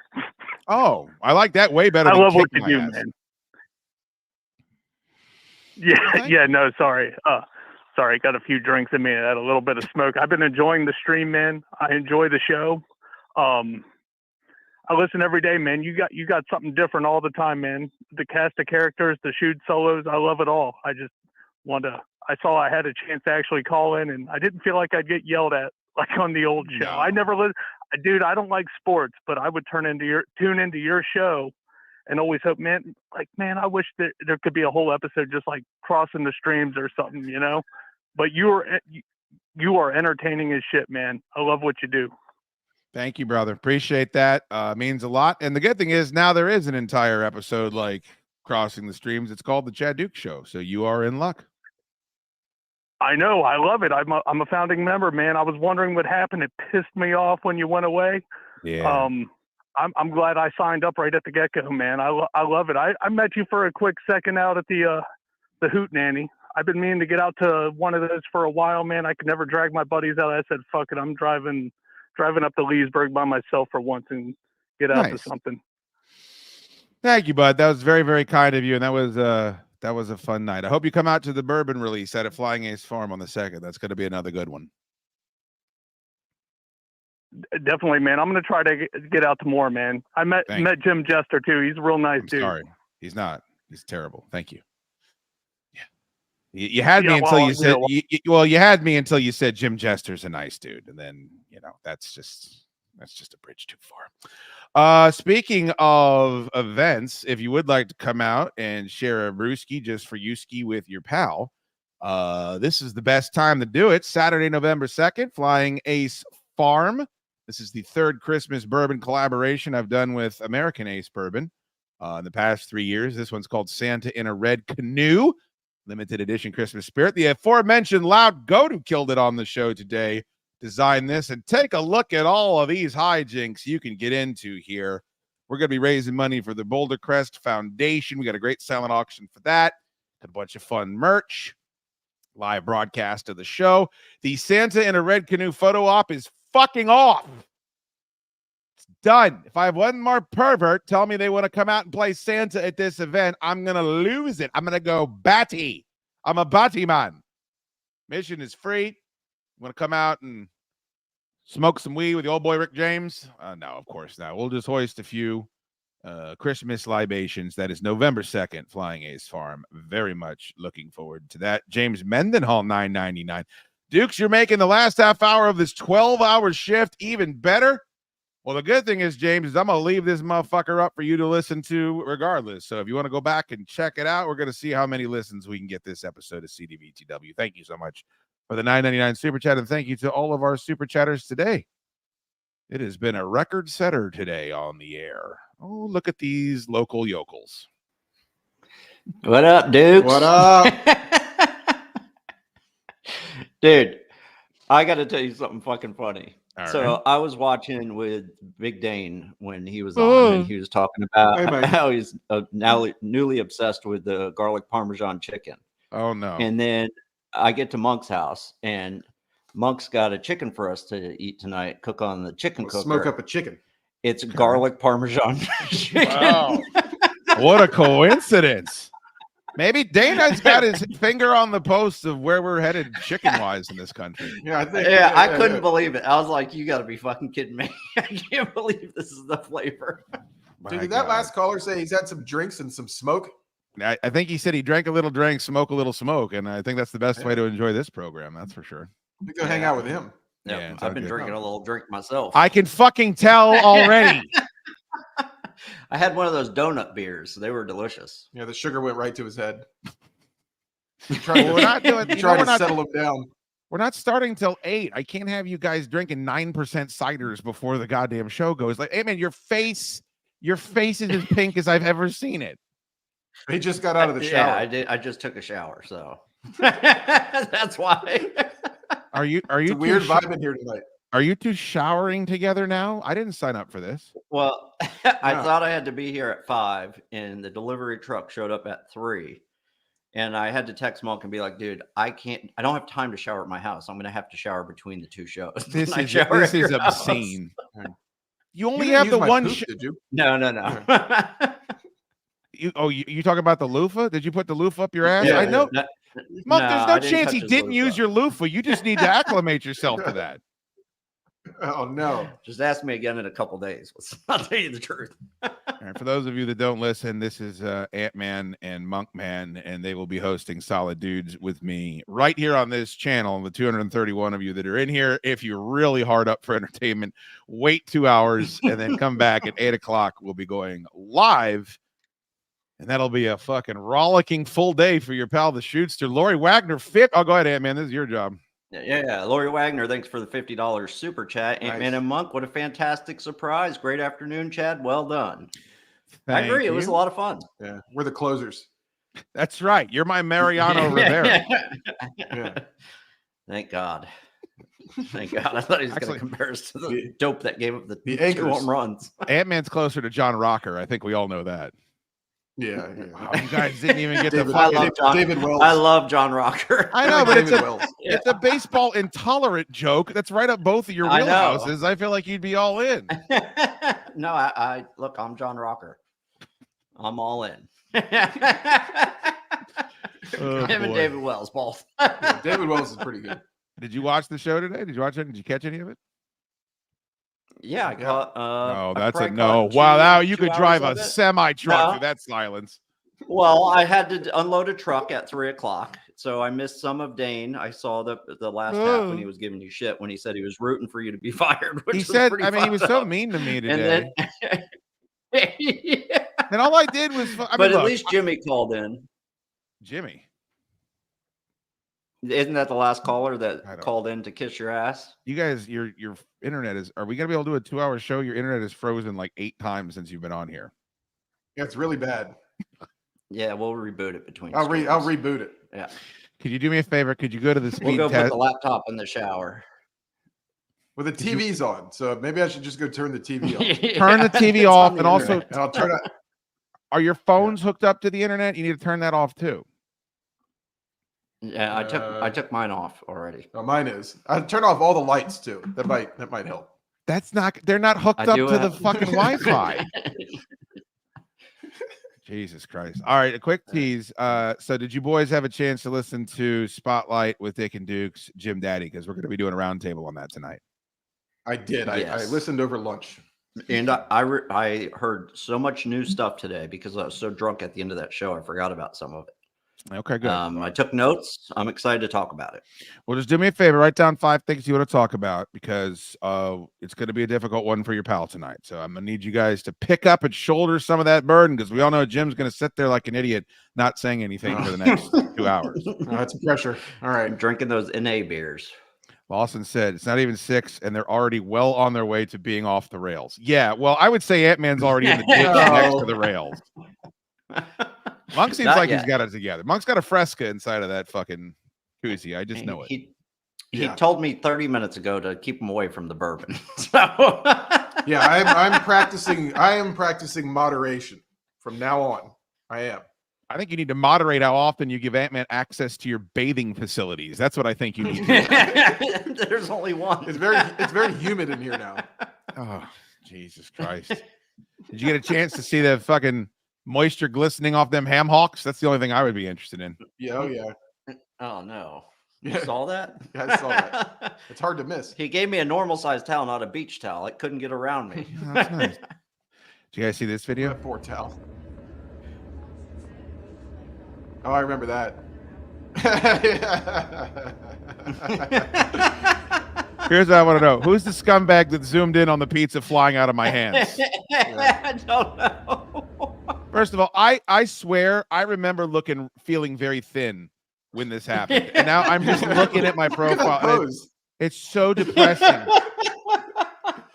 You look like a lawn jockey. Like your arms That's are just racist. straight out. They should have cast me as a body double for the Penguin. They wouldn't have had to put all that fucking padding on goddamn Colin Farrell. Look at this pizza fly out of my hands. There it goes. That's a full pizza. That's a brand new pizza. Dude, that is a bad day. Oh, That's a God. Spatoni's pizza, Monk. That's one of my favorite pizzas. Watch it fly. Blah. And they zoom in. Yeah, those that's motherfuckers. Weren't there some crows staring at you or something too? Dude, it's a whole murder of crows. I went back in. So the crows were staring at me. I'm carrying a pizza to go out from Spatoni's. Drove all the way out to New Baltimore. We had a pie there. Take a pie to go. That's just what you do. I do the same thing when I go to Monk's. I order myself my biggie. And then I get a bucket of dirty rice and the brisket. That's the go for later. As the pizza flies out of my hand, because Spatoni's is in a wind tunnel, I turn and look to my left, and there are 6 of the fattest fucking crows you've ever seen in your life. I mean, just crows the size of turkeys. And they're like, "Bah!" It's just like a Disney movie. Like they're laughing their asses off at me. I go in. Yeah, if I was a pro, I'd be sitting there. I don't blame them. I'm not mad at them for doing it. I order another pizza, and I bring the second one out. I'm holding it, rear naked choke, like I'm in a fight against Chael Sonnen. And I look where the pizza was, and it's fucking gone. And I was gone for maybe 3 minutes. And what I realized is those crows are so big and fat and happy and cackling because they just wait for fat people like me to have their pizzas blow all over the fucking parking lot, and then they eat all the slices. Whoever zoomed in has seen so many pizzas fall on the Yeah, ground. they knew. They They just knew it knew. was gonna They're happen. like, oh, this guy's holding it out like this instead of two-handed. It's going down. Dan Pearson, thanks for the $5 super chat. Did Ant shower in the same shower Jimmy violated the pumpkin? Yes. That's a big yes. Yep. That pumpkin is still here with the hole in the back of it and everything. Yeah, it's like a Halloween. It's a Halloween decoration. And there's 2 carved pumpkins and then Jimmy's pumpkin. Yeah, I kept Jimmy's pumpkin on the porch. I would have gotten rid of that immediately. It looks like we sold 110 shirts today, boys. 110 shirts. Fucking fantastic. Nice. Yeah. Beautiful. All right, boys. Well, don't get too drunk. Are you eating in between now and showtime? Yep, we've got some quail eggs, some spicy, what are those things? Pickled Brussels sprouts. Oh, yeah, they're real good. Don't get the habanero pickles because they those were aren't not good. It was like eating salt. Yeah. Is there any prepared food at all that's going to take place or no? I mean, I could probably cook that chicken. Yeah, the garlic parmesan chicken. I could get to work on that, I think. Why did Monk turn into a Southern Belle there for a moment? I could probably cook that chicken. Did I sound like that? Very weird. Very good. I've been down in North Carolina. Yeah, I'm picking up the twang. Yes. 8 o'clock, solid dudes right here. Chad. Oh, so the video is up. If you want to go over there and click like, you'll get a reminder when we go live. We'll be live at 8 o'clock after this program. Jim Jester will join us and drink non-alcoholic beers, and it'll be a complete shit show. Thank you, boys. Thank you for popping on. Yeah, Thank you. Congrats on today, man. Yeah, It was Thank awesome. you very much. Very kind of you. It's Monkman and Ant-Man from Solid Dudes. They will be on with me. Largemouth ass. Whoo, boy. Thanks so much for the introduction to Spitolni's. It's my #1 seed. That's Spitoni's largemouth ass. I'm a big fan. If you guys have been out there, you probably would have had a better experience than I did on my second or third time going out there, because this happened. That's me. That's Adam McNair. I'm holding a pizza. Bloop. There it goes. I'm telling you, be very careful if you take a pizza to go from Spitoni's, because if you do, it's a wind tunnel and the shit will fly everywhere and you'll look like a horse's patoot. And then apparently they're in tune to this. They have a camera trained on the exact place where it all goes down. You don't see the murder of fat crows off to the left here. You'll just have to take my fucking advice and know that they're there. All right, what is some stuff I didn't get to on the show today? Next time you guys got to come with more phone calls or the deal is off. Oh, I know what we need an update on. Let's finally get to some conclusion here. A bet that actually pays off. Thank you, largemouth ass. I stole this topic from Michael Capetta, and he posted this. Is there anything better than Anita's breakfast burritos? This poll has been in the chat, posted in the chat since we started Chad Dukes versus the world today. If you haven't voted on it, go right now. It is at the top of the chat. Please to be voting in the poll, and let's get our final results.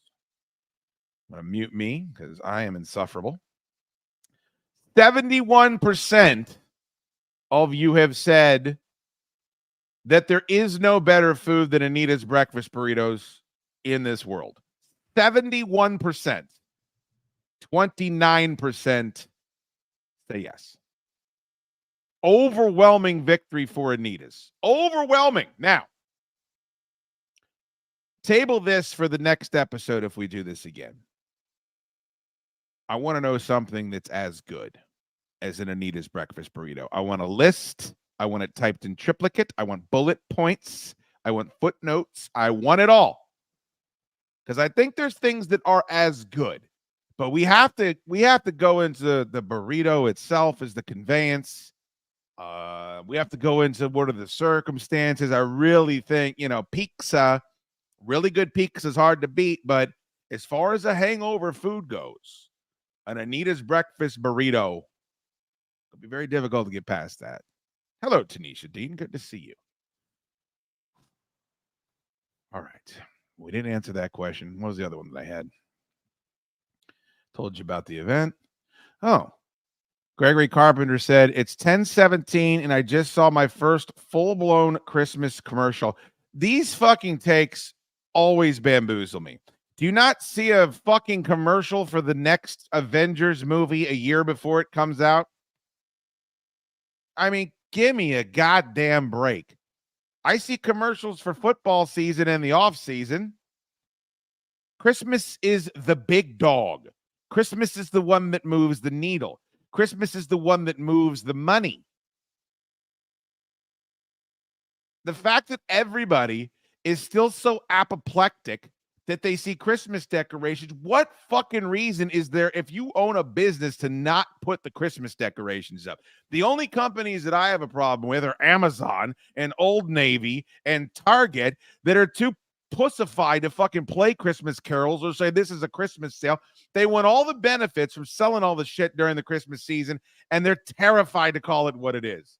I'm not one of these alt-right hacks that's going to endlessly drone on about the war on Christmas. I just don't like hypocrisy, and the hypocrisy of we're going to send out a Christmas flyer with all the shit we're hoping you buy, but we're terrified to say the name. Fucking grow up. No one is offended, and if they are, fuck them. I don't get offended when people talk about any of the other shit. None of it. Dia de los Muertos, Kwanzaa, another one, Hanukkah, whatever you want. We know what moves the needle. We know what sells all the presents. Have a little respect.